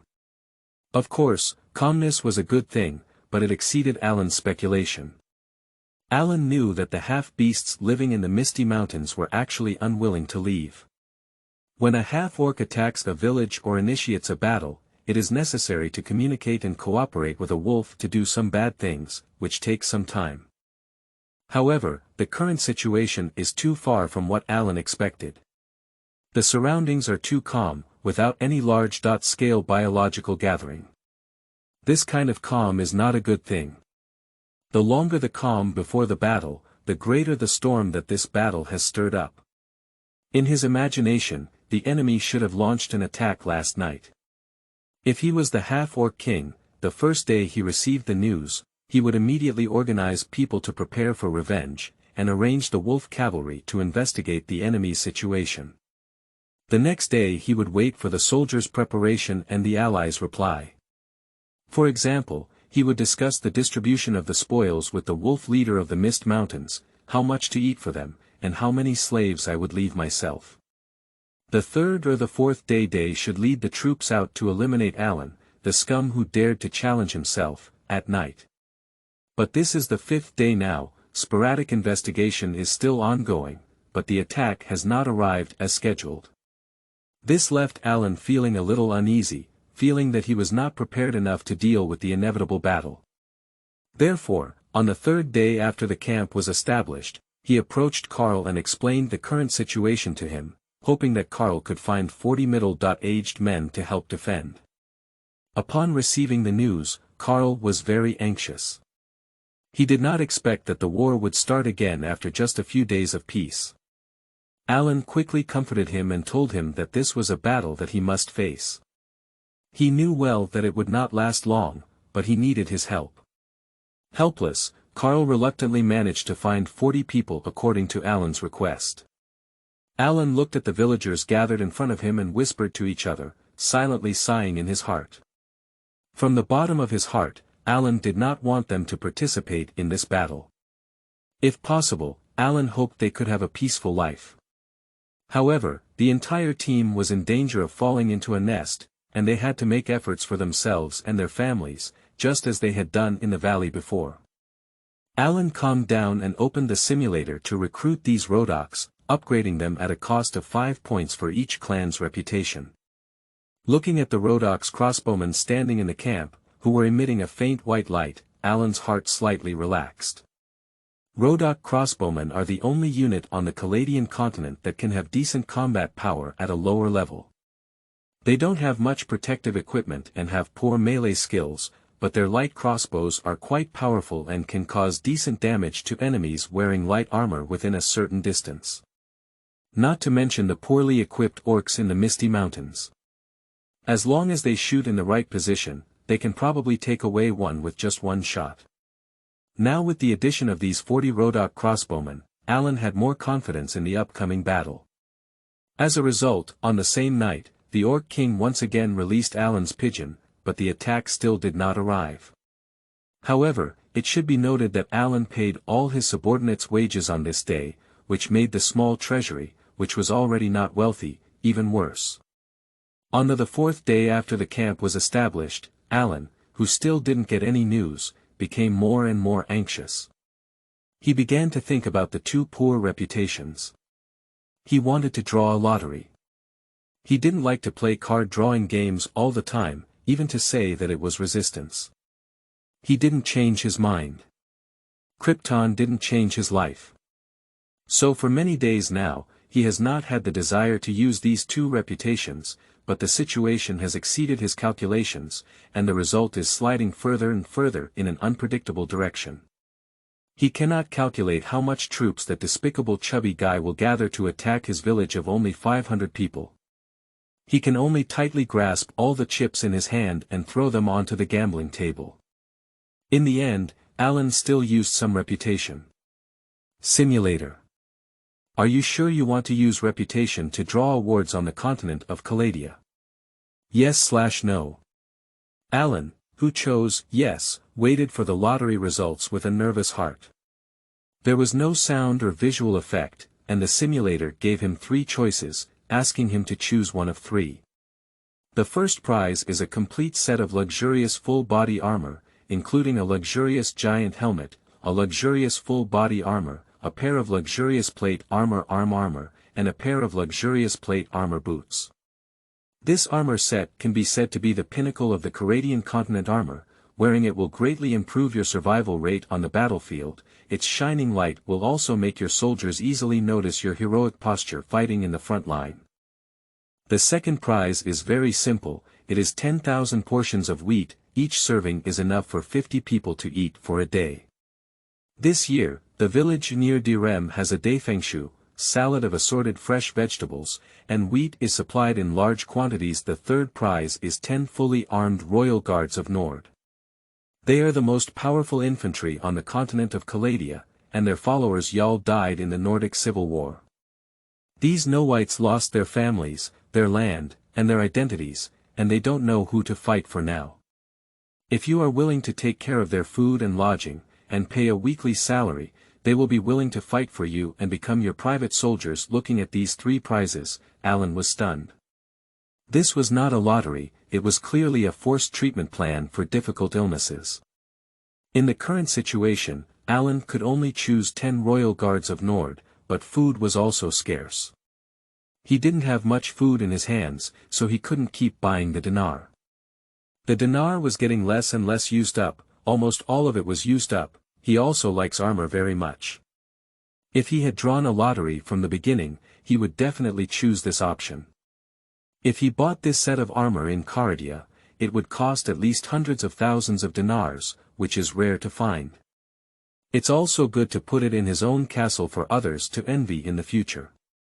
With a reluctant heart, Alan chose 10 royal guards of the Nord family and, in an infinite sense of regret, watched the 10 royal guards of the Nord family emerge from the light. They arrived in front of Alan, and a smart and extremely intelligent giant with a fierce face and sharp eyes came to him and said, "Sir, I am Gang Ding. I heard that you are willing to give us a chance to provide us with food and accommodation, and are willing to pay us a weekly salary." Alan looked at the 10 fully armed, sturdy, and wielding giant axes in front of him, and nodded calmly, saying, yes. Gang Ding turned to look at his brothers and knelt down on one knee with the other royal guards of Nord, swearing, "Then we will be willing to fight for you." After a brief loyalty ceremony, Alan took these no-whites and found Fatis, asking Fatis to take them down to rest. For the remaining bit of reputation, Alan used it again under the stimulation of rewards, but the rewards that appeared this time were very abstract, either good or bad, or very strange. The first prize was 50,000 dinars, the second prize was also 50,000 dinars, and the third prize was 100,000 dinars. Alan looked at the three rewards given by the simulator and reluctantly covered his forehead, choosing 100,000 dinars. If there were any options, Alan was still looking for 10 royal guards of Nord to deal with the possible attack tonight. On that evening, there was still no movement. On the 5th day of building the campsite, in the morning, the sun was shining brightly and there were no clouds for miles. Unable to wait for the Orc King to make an appointment, Alan stood on the newly built wooden observation deck, looking strangely at the prisoners digging trenches 10 meters away from the wall. Yes, Alan has already started to plan on the prisoners. He is thinking about whether to provide them with weapons and make them work hard for their own lives. However, these days they have been behaving dishonestly.